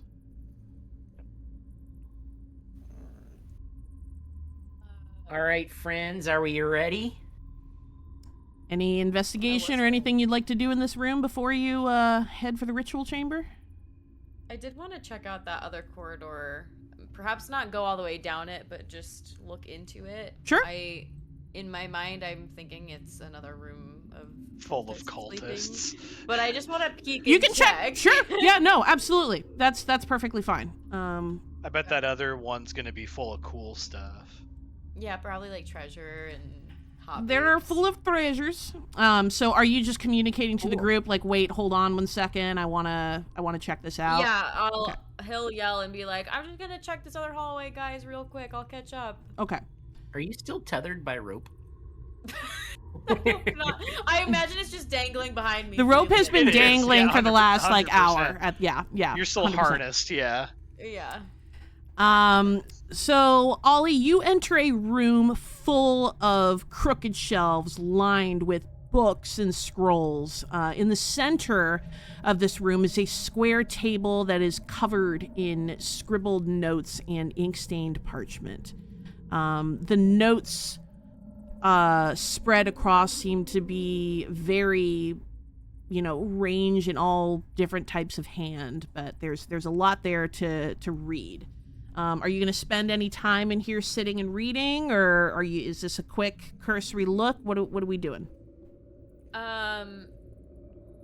I'm not going to be sitting in here reading, because I know the party is headed elsewhere, but I would like to investigate the pieces of parchment that are on top of the table there. Yes. Okay. So you can see here a note, or one of the parchment, the one that stands out to you is, written, what looks to be written by Zalir himself. And it pretty much confirms what the other cultist was telling you. That the cult is here. They've been here, not very long. They've converted these catacombs into a temporary place of worship for Vecna. And they are experimenting with ways to magically siphon secrets from a individual person's soul. So you have a little more that you're getting from this, that they are trying to learn from people and siphon from the soul and what can be gleaned from an individual soul. Early experiments, you're seeing among these notes that early experiments reduced volunteers. It started with volunteers to piles of necrotic sludge that have been disposed of here in the waters, which have caused the waters to become the poopy, sludgy, gross consistency that you have been walking through. Delicious. This sort of like ritual that they are practicing or attempting, am I familiar with that? Any history, any nuances of that? Go ahead and make either a history or a religion check, whichever you like. Okay, not Arcana, right?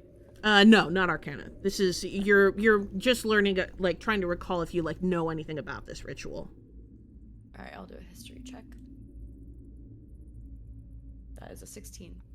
So you are familiar with the fact that since you are familiar with Vecna and people who worship Vecna or the Whispered One, you have heard about rituals that are involved with trying to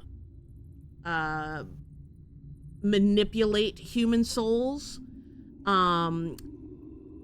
though you don't know the specifics. This, however, feels, you look at it and you can tell this is like an advancement of, those previous rituals. Like someone is expanding upon these existing rituals. Okay.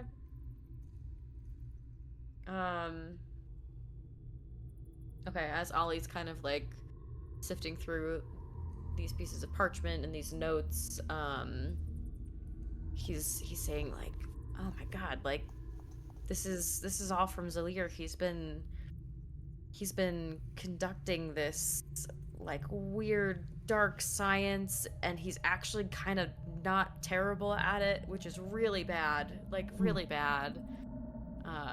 And he's just kind of like speaking aloud as he's reading this stuff. I see that Halfdan and Leo have entered the room, so just to kind of clue people into the things that he's reading. I'd like to do an investigation check to see if there's any candy. Please make that check. Thank you. Did you say any candy? Yeah, candy. All right. 14. You notice on the underneath the table that there is a bottle. And upon picking up that bottle, you can see that it is a potion of greater healing. Put that in my pocket. Okay. Was there any candy, though? You found a Kit Kat on the table.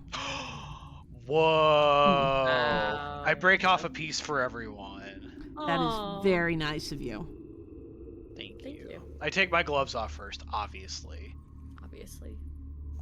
And from that kindness and the deliciousness of that bar of Kit Kat that that you have all enjoyed, I am going to give each of you a point of inspiration. So you will get one re-roll on a d20. Wow. Somewhere in during this final battle, which we are quickly approaching. Final battle? Spoiler alert. Whoa. I did say you're in the ritual chamber. For those of us using the D&D Beyond sheet, that's not heroic inspiration, is it? Or is it? Yeah. Yeah, I just- thought yeah. of that just Just for the sake mark of anything that reminds you that you do have a point. So you can use that to reroll an attack roll. You can use it to reroll a check. You can use it to reroll a saving throw. I'm not particular. So Okay. I just saw that. I saw it, Wilds. I saw it. Kitty. Freya, come here. Kitty. She just hopped up and went through my monitors and is Oh. standing behind them now. Oh. Hold on, I might be able to. She likes to chase my mouse cursor. Hold on, let me see if I can get her. Oh, Feline inspiration. there she gets. Oh, the little baby. Oh my god. Kitty. Oh, She hates- baby. She hates being held, so I will pay the price for this later. Oh. Oh. But yeah. Does she have airplane ears right now? No, not exactly. Oh, hers are up. Yeah. Oh, You're so I want a cute. kitty.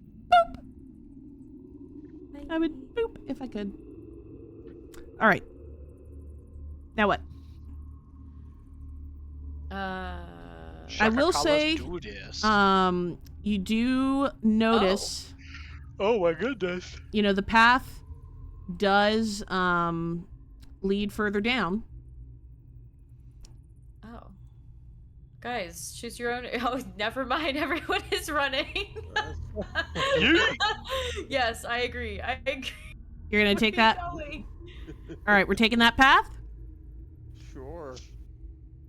You sure? If we're into another chamber full of cultists, it would be so mad.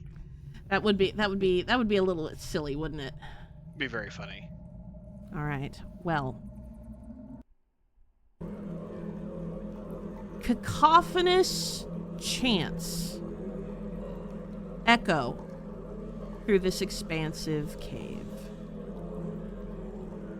An imposing human cultist stands against the walls, chanting, his dark robe I lost my place. His dark robes sweeping against the stone floor and glowing under the green hues of the runic circle in front of him.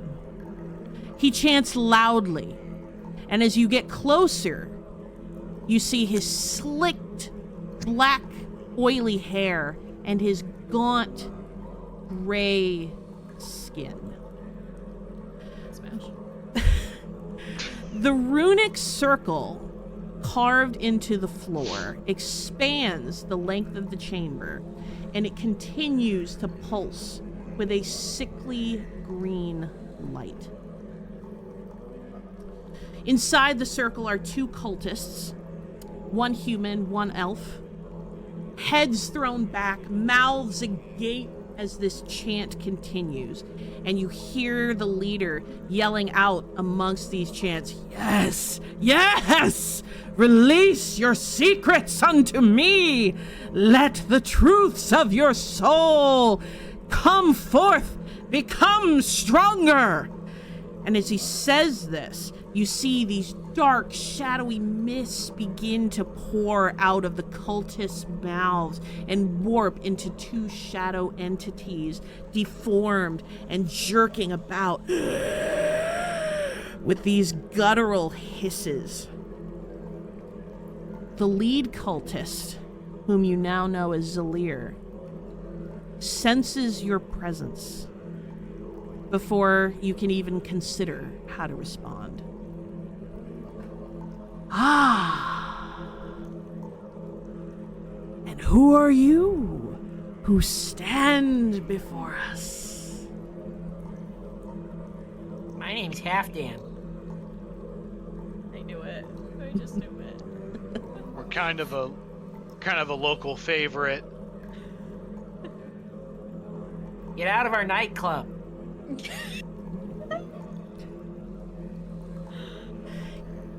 He just laughs at you all.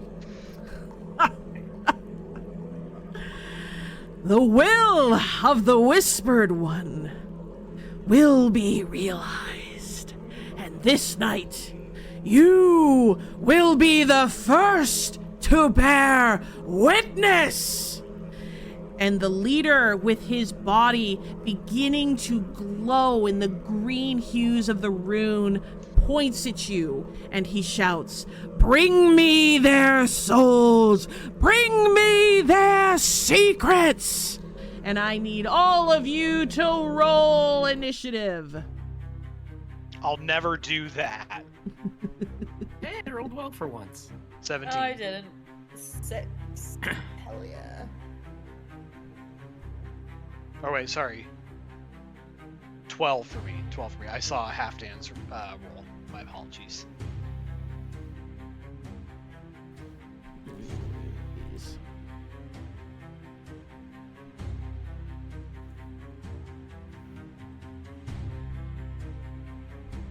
Oof. 5. I don't think that actually did it in the system though. No.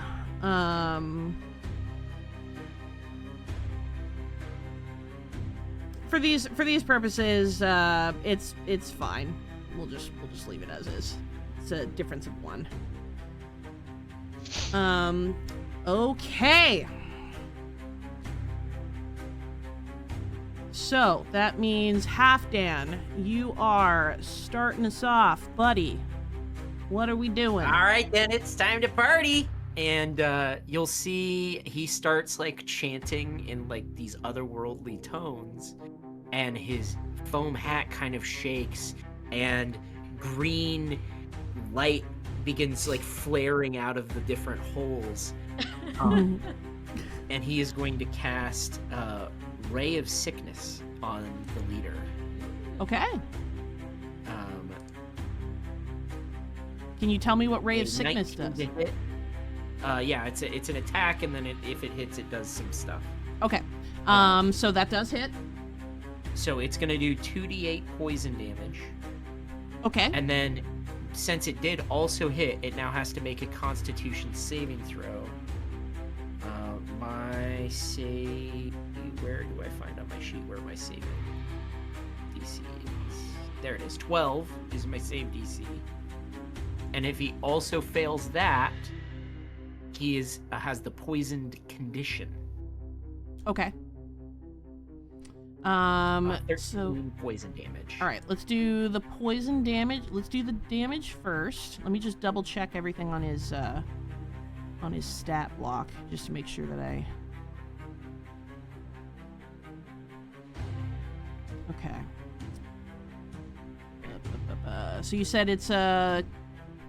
Let me do the damage first. 13 poison damage. 13. Okay. So you see the damage, though your wave hits him and he like jerks back. And you said it was Constitution? Yeah, Constitution saving throw 12. And the DC is 12. All right. And Where he did rolled you an find 8, DC? so he does not save. So he is poisoned.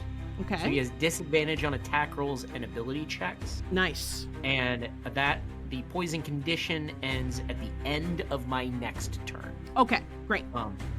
And to answer Erica's question on the spells tab, it's at the top. Okay.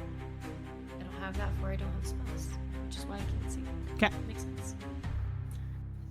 That is my turn. All right. Good turn. Leo, what you doing? Who did Halfdan hit with that? Is it the leader? Yeah, he hit Zalir with that. Lear. Okay, cool. Yeah, I'm gonna basically do the same thing, but with chromatic orb. Okay. I'm casting that at first level. My dungeon masteress, would you like me to roll to see if I have a wild magic surge? So I would, in addition to doing this attack roll, I would also roll a d20, and if I get a 1, then I would wild magic surge. Ooh, sure. That sounds fun. Okay. So here's rolling to hit with chromatic orb. Oof, that is a 7 total, I think. 7 does not hit. Okay. And then separate from that, rolling a d20 for my wild magic surge. It's an 11, so no surge this time. Okay, no surge. As you fire your chromatic orb, Zalir sees it and is able to just cut it away before it reaches him. For sure. Anything else you'd like to do on your turn? I'm just gonna back up a little, and I'm good. All right. That brings us to Zalir. And Zalir is going to...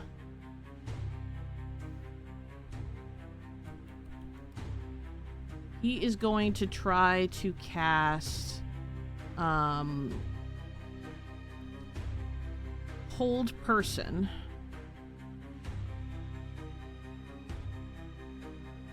on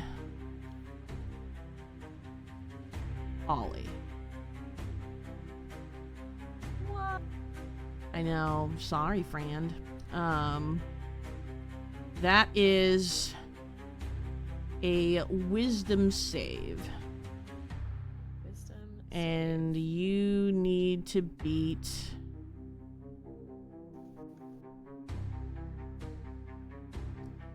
I was gonna say you need to beat a 14. No. So that is you are unfortunately held. In like a comforting way. Sure. The target must succeed on a wisdom saving throw or be paralyzed for the duration. At the end of each of its turns, the target can make another wisdom saving throw. On a success, the spell ends. So on your next turn, you can make another wisdom saving throw to try to break out of it. But as of right now, you are held. Until I save. Yeah. Okay. So you are paralyzed until your next save. Being cradled like a newborn. You are babe. being cradled like a little newborn babe. And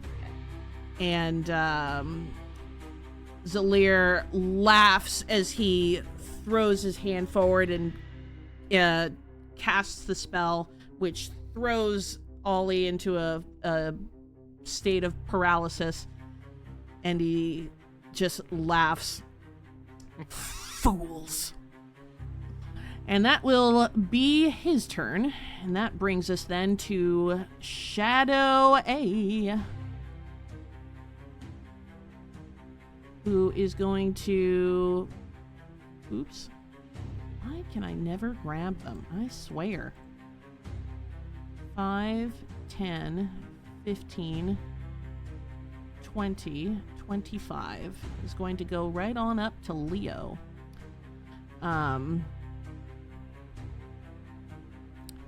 And he is going to do a strength drain. He's going to attempt to do a strength drain on you, Leo. Okay. So... Is that a roll? Does he have to roll to hit? Yeah, he has to me? roll to hit. So he's I'm going to bonus action and cast shield and give myself an additional 5 AC. Okay. So that was a 13 to hit. So that plus 5 to your AC. Is that a reaction? Or no, you said that was a bonus action? That is a bonus. Actually, hold on. Let me double check. It is a reaction. It is a reaction. Okay. Yeah, I figured that should be a reaction. All right. Then that does not hit. So it reaches out to try to drain strength, and just in time you manage to deflect the effects of the spell. So you are good for the time being, and he will just stay there all up in your space, and he is it is big spooky energy. That brings us to Shadow B. And it is going to do the same thing. 5, 10, 15. And it is all up in Halfdan's business. And it is going to do the same thing. It is going to try to do a strength drain. And that is a 14 to hit. Does not hit. Does not hit. Same thing. It tries to hit. You manage to bring your shield up just in time. The power of the spell just dissipates. Nothing happens. Cultist A is going to...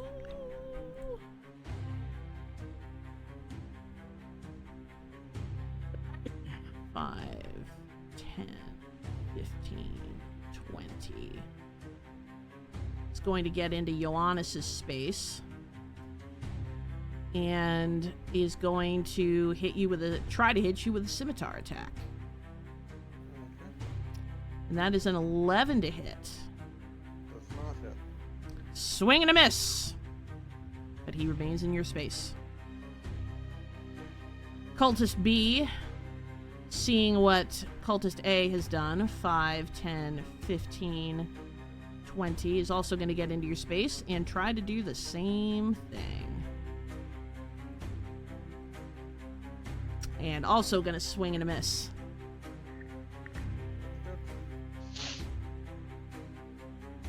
Which brings us to, it's technically Alistair. So Alistair, it's your turn, but you are paralyzed, so go ahead and make that wisdom save. You need to beat a 14. 15. You beat it! So you can't take an action this turn, but you are broken out of the hold person. Bruh. So... Amazing. All right, Ioannes, it's you. Alrighty. I would like to rage again. All right, you are raging. And man, the cultists got all up in my business, so I'm gonna go after that shadow. I'm gonna whack cultist A with my hammer. Okay. Since I am raging, that is going to do an additional d6 plus 1 of radiant damage. Okay. So...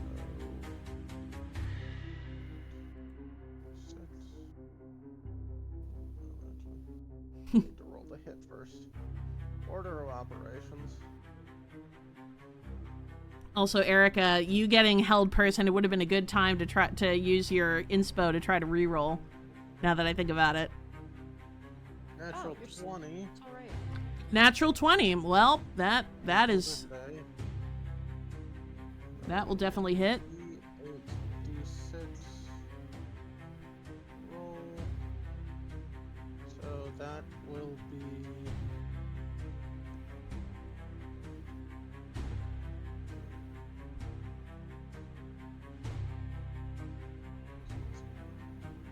I'll save you the trouble. He's dead.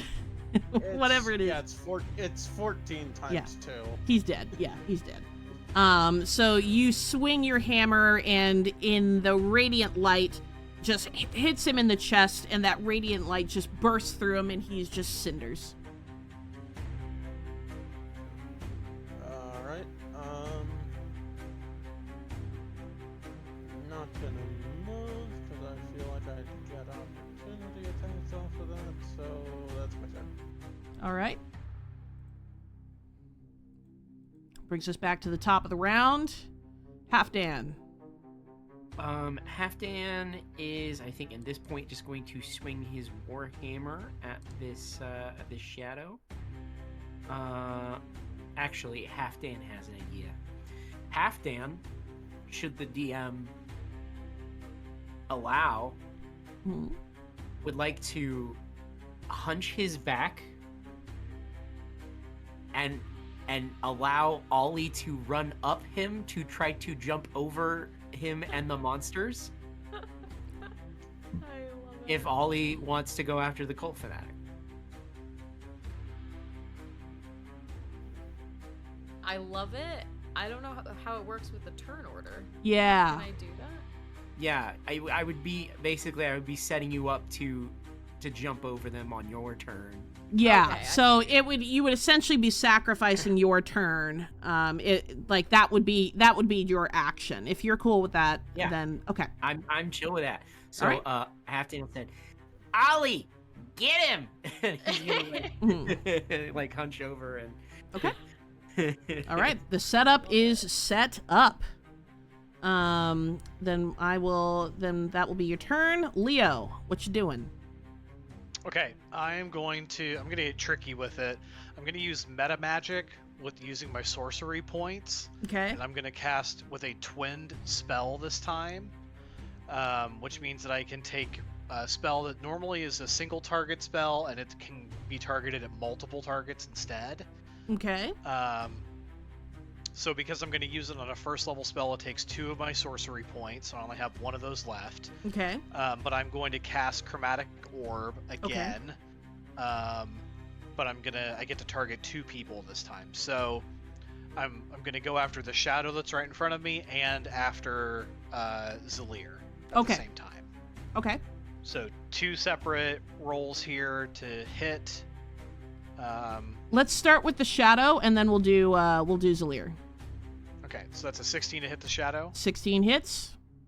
Okay. Want me to do damage for that as Yeah, well? yeah. Let's go ahead and do damage for that, and then we'll move on to the next Okay. one. 15. 15 damage.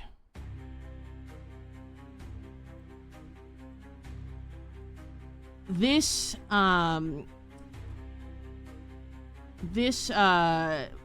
oops. What did I Oh, I'm silly. I pressed the wrong thing. Wait. Hold on. I broke something. Hold on.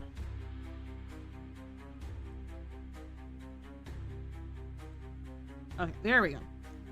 You hit it with this chromatic orb, and the shadow makes this like shrieking noise. It is in dire straits. It is very, very hurt.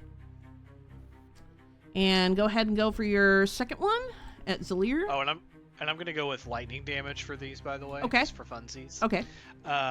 Would you like me to roll my surge check? What is your surge check? I'm sorry, I don't know That's what to that see is. if I get a natural 1 on it, then I roll a wild magic. Oh, the wild surge. magic. Yeah, sure. Let's do it. Okay. 19. Not a nat Nothing. one. All right. Okay. Second chromatic orb coming up. Come on. 14 to That hit hits. Zalir. That hits. Okay. All right. Come on. Let's get matched numbers on this chromatic orb.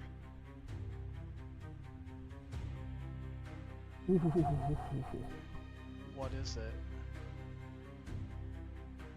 I can't see it. Oh, 7 plus. Okay, so 17 damage, lightning damage on him as well. I guess it's shock damage technically, but you know. Okay.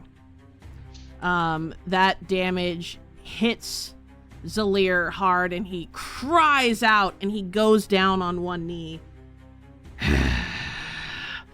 No, you will not ruin what we've started. And he manages to get back onto his feet. But he's hurt. Anything else you'd like to do on this turn? I'm just outside of any stated dialogue for me. I just want to be dunking on him. Just Noted. like, yeah, Okay, cool. Noted. calling him a dork, a nerd, stuff like that. Okay, calling him a dork and a nerd, and yeah, that Yeah. feels about right.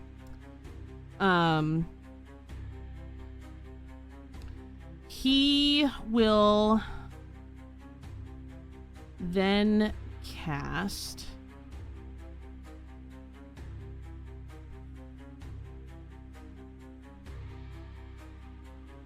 just trying to double check because I don't remember some of these spells.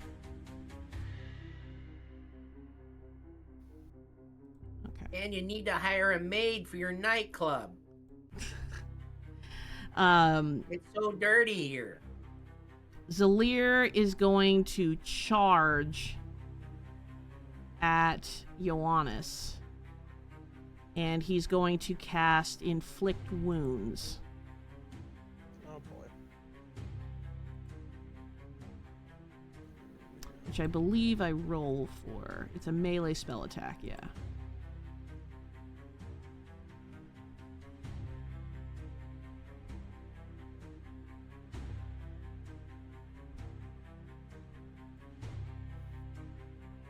That is a 21 to hit. Definitely hits. Okay. And inflict wounds is 3d10. Necrotic. 3.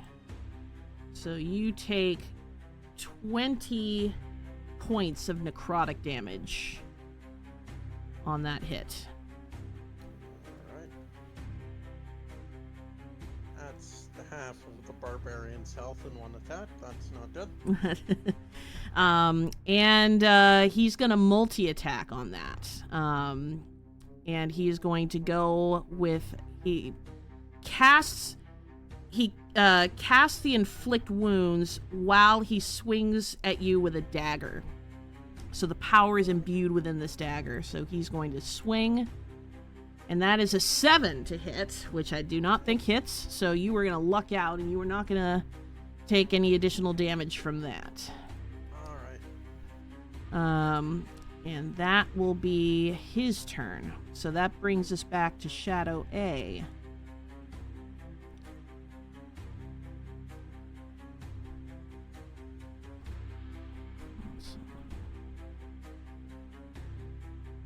So who is once again going to try to hit Leo with Strength Drain. And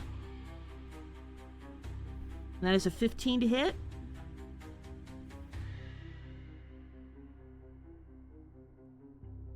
Does a 15 hit you, Leo?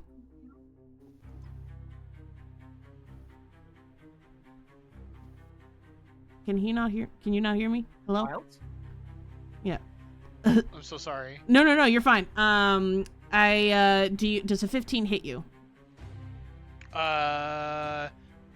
It would, but I'm gonna, whatever's happening, I'm gonna do a reaction to cast shield again. Okay. Then it does not hit you, and you are good. So sorry. No. You're totally fine. And that will be Shadow A's turn. Shadow B is going to do the same thing with our boy Halfdan. Strength Drain. That is an 11 to hit, so that ain't gonna do shit. Brings us back then to this cultist, who is going to take a swing at Ioannes. Yay. Okay. And that is a 22 to hit. Definitely hits. And that will be 6 slashing damage. Okay. Because I am raging, I am resistant. Oh, that's right. You take half. of that. Mm-hmm. So, we're not as bad as we could be. Yep. Could always be worse. And that will be its turn. So then that's going to bring us to Ollie. Ollie, what you doing? Well, I have a beautifully arched back in front of me, ripe for the mounting. Mm-hmm. We're just gonna move past that. Ideally, what Ollie would like to do, is seize this opportunity, start running, hop up on top of Halfdan's back, and I would love to do like a superhero, like mid-air archer Mm-hmm. shot. I would like to aim for the for Zaleer, Okay.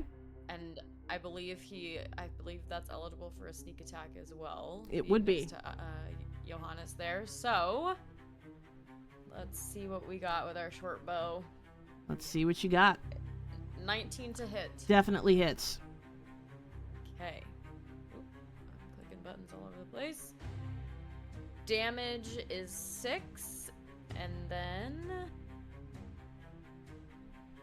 sneak attack additional damage is 5 for a total of 11.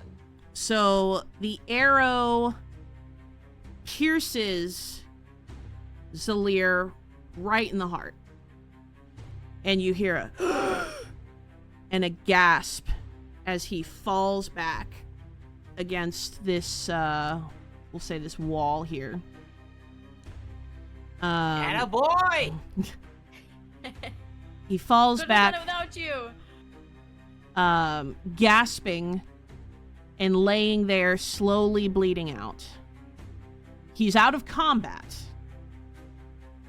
Not dead yet. You see the green energy still pulsing around him. But he is out of combat. So I will remove him from the initiative order. And anything else you'd like to do? No, I just adjusted where Okay. Ollie is now. All right. That's it. And then that brings us back to the top of the initiative order. Oh, that's me. That's you. I'm checking my feature really quick.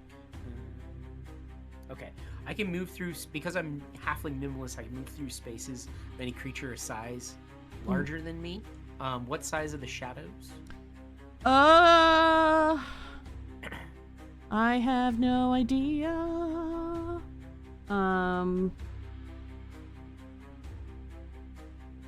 Medium undead? Okay.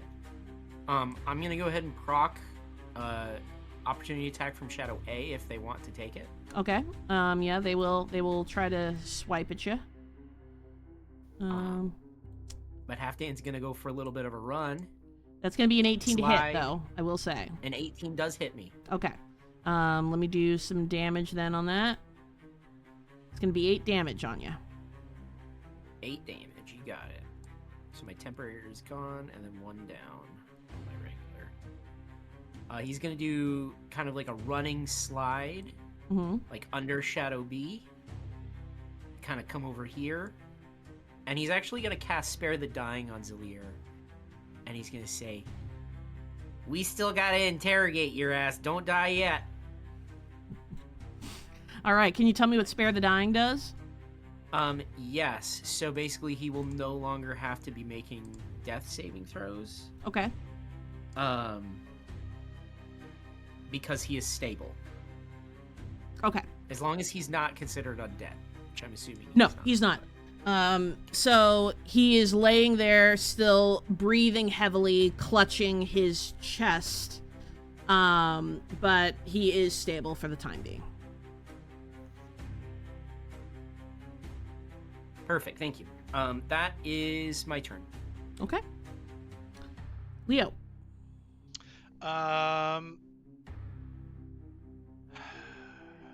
Can I try to intimidate him? Zalir? Yeah. In what way? What would you like to do? I want to get him to get everybody else to back off. What I mean, does he's that? down. What does that look like? Oh, I mean, I can. I dual chromatic orbs in both hands and say, "Call him off, or I'm gonna shove these down your fucking throat." All right, roll intimidation. Thank you. Please be good. Nope. That's in fact not a 4. That's a natural 1. Oh yeah, he just goes. Oh wait, no. I want to use my inspiration. Yeah, you do. Use your inspiration. You do. Oh, it was close. That was close. 17. He looks at you and looks at them. And he looked at me. And I looked at him. And I looked at him. It's me. And he looked at me. The shadows disappear from the fight. But this lone cultist, no. Never. I will never surrender. For the Whispered One! And he will remain in combat. Can I still chromatic orb? If not, that's okay. No. No chromatic orb. We're considering this a partial success. That's fine. That's fine. Then that's, well, I guess I'll move. 5, 10, 15, 20, 25, 30. I'll just move over here to kind of like the middle. Good idea, though. my That was cool.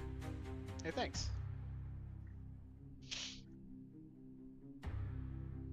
That's your turn? That is my turn. All right. Then that cultist, that brave fool, is going to try to swing at he's in desperation at this point, is going to swing at Halfdan, for 12, which does not hit. And that will be his turn.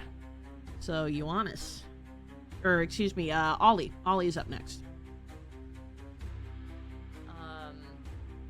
As is my MO, I'm gonna try for another sneak attack, but I want to go right for the back of his ankle, right where that little tendon is. I wanna go right for that. Okay. So. Oh, the Achilles. The Achilles, yes, thank you. The Achilles tendon. 21 to hit. That absolutely hits. Damn. First damage is 8, followed by another 8 for 16 damage. Just to his Achilles tendon, and that's all. His Achilles, it blows his leg off. And and this cultist goes down, and with his dying breath, always for the Whispered One. And as the life drains from his body.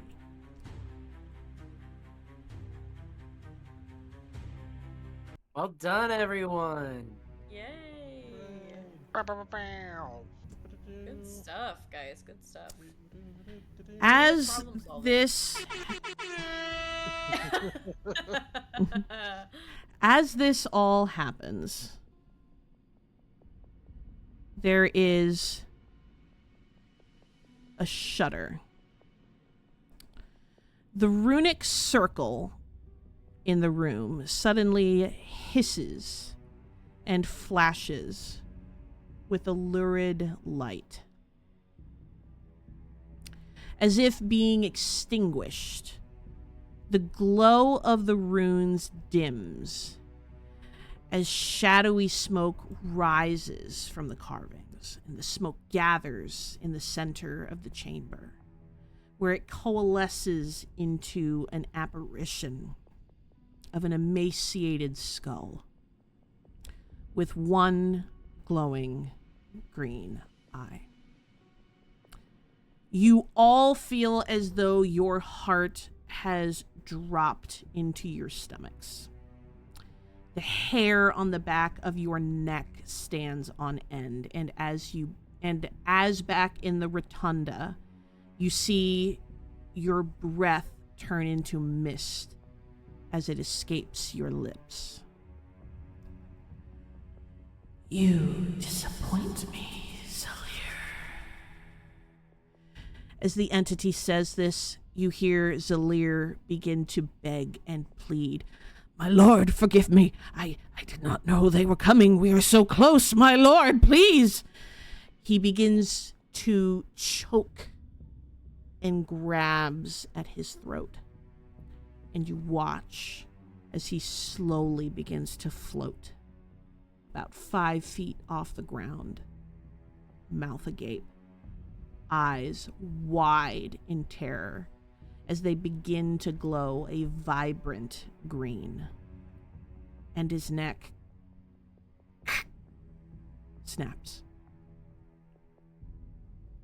He falls unceremoniously to the ground in a crumpled mass.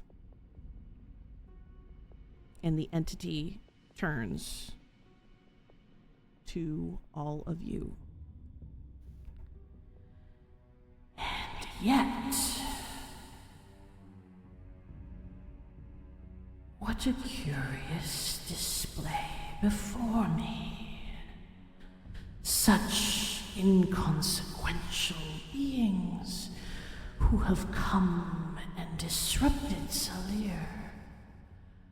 I would not say I'm impressed, but perhaps curious. The entity descends and brings its face up to the four of you. He turns to Ioannes.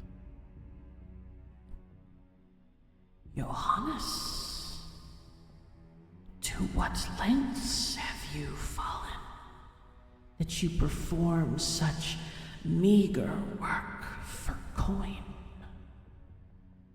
Does your failure haunt you in your sleep?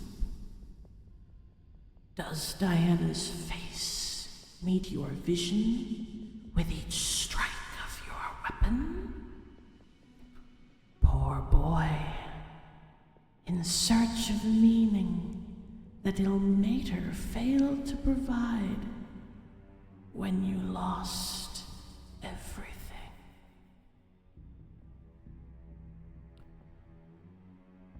He turns then. Ioannes' grip on the haft of his warhammer just tightens.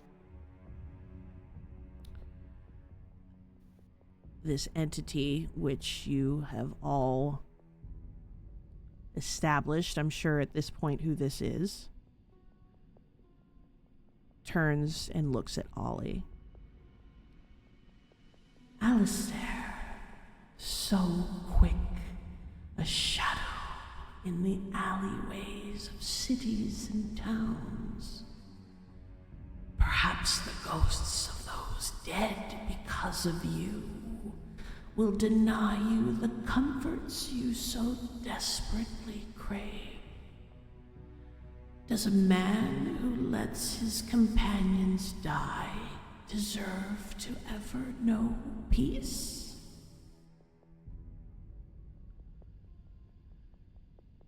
He looks at Leo, and this toothy skeletal maw, even though it can't smile, all of you feel that sense of malicious elation just radiating from its maw. And Leo, with natural gifts and books, none of which could save you from yourself, from your carelessness. Did you know that killing that poor girl condemned her soul to endless torment? That the flame demon laughed as she died? That even now she screams as it claws at her eyes and throat?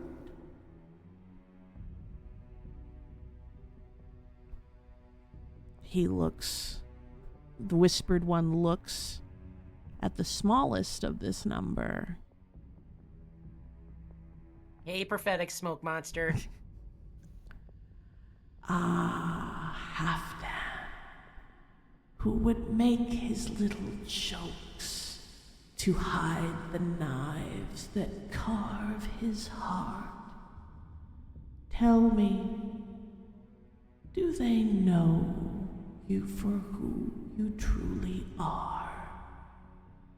Would they still stand beside you for every healing word or laugh? Would they know that underneath your headgear there is only screaming? The entity that is Vecna chuckles as it rights itself, its form whipping and flashing like a silent storm. This is only the beginning, and now I know you all for who you are. And when you lie your head down at night to sleep, to dream, to hope, I will be there in the darkest recess of your mind, and you will know that I am always watching. As he says this, the apparition blinks out of existence, and you are alone in the chamber, surrounded by bodies. The silence is loud in your ears. A mission complete, an answer found, but at what cost? What does it mean for 4 warriors in search of something different, who look into the night sky and see 4 different things? As you all exit this chamber with your thoughts heavy and loud, the only thing any of you know for certain is that there is a new sense in the back of your mind and a low, hissing laugh.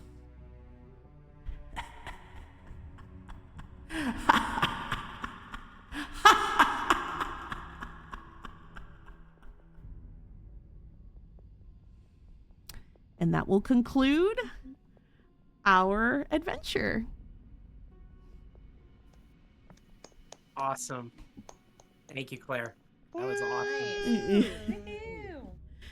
Thank you all so much. Thanks for having us. I hope you enjoyed that. I sure enjoyed that. Yeah, gotta get on that. That was all of the end part of that I wrote myself. It was fantastic. No, it was really good. I forgot that I'd even written the backstory stuff that you used. That was nice.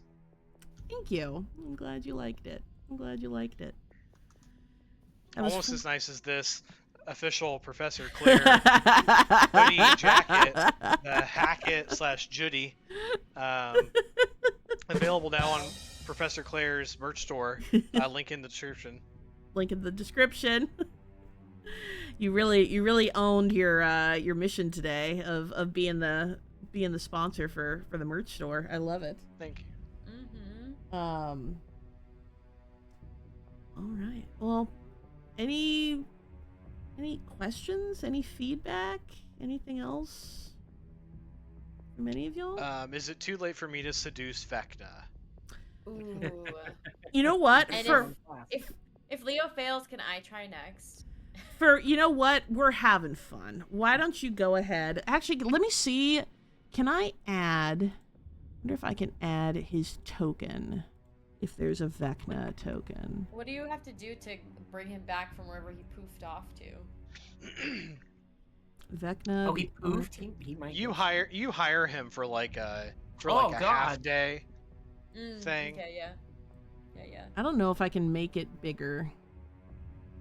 I don't think I can make him any bigger, but here he is. Like, yeah, sure. Seduce him. Let me check his Cool. stat block. Go get him, Wilds. I'm rolling persuasion. Is that cool? Sure. I have a +5. Okay. It's an 18. So he would need to roll a saving throw. Would it be a saving throw, or would he also just roll a charisma save? I mean, yeah. I mean, you could make it like a wisdom save. Yeah, we'll do a wisdom save. That What's is a his bonus? 34. He has a +15. So hit. Right.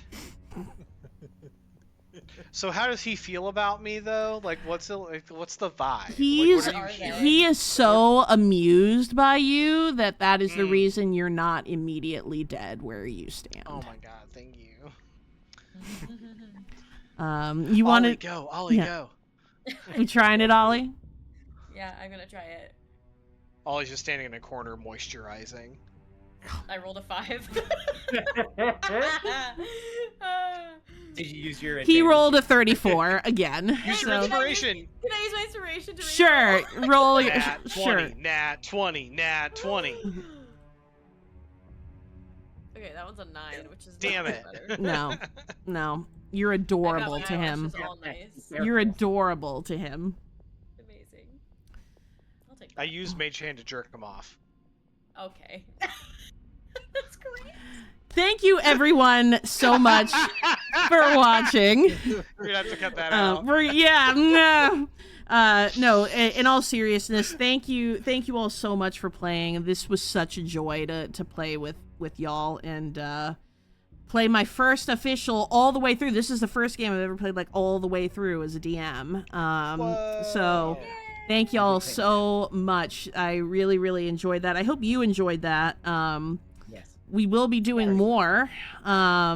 So yeah, if you like this, like the video, share, subscribe. You can come check out all of us, except for Isaac, all of us. If you look down below, for me above, but down below, those usernames, you can find them all at twitch.tv/those usernames. All of them incredible streamers, content creators, incredible human beings.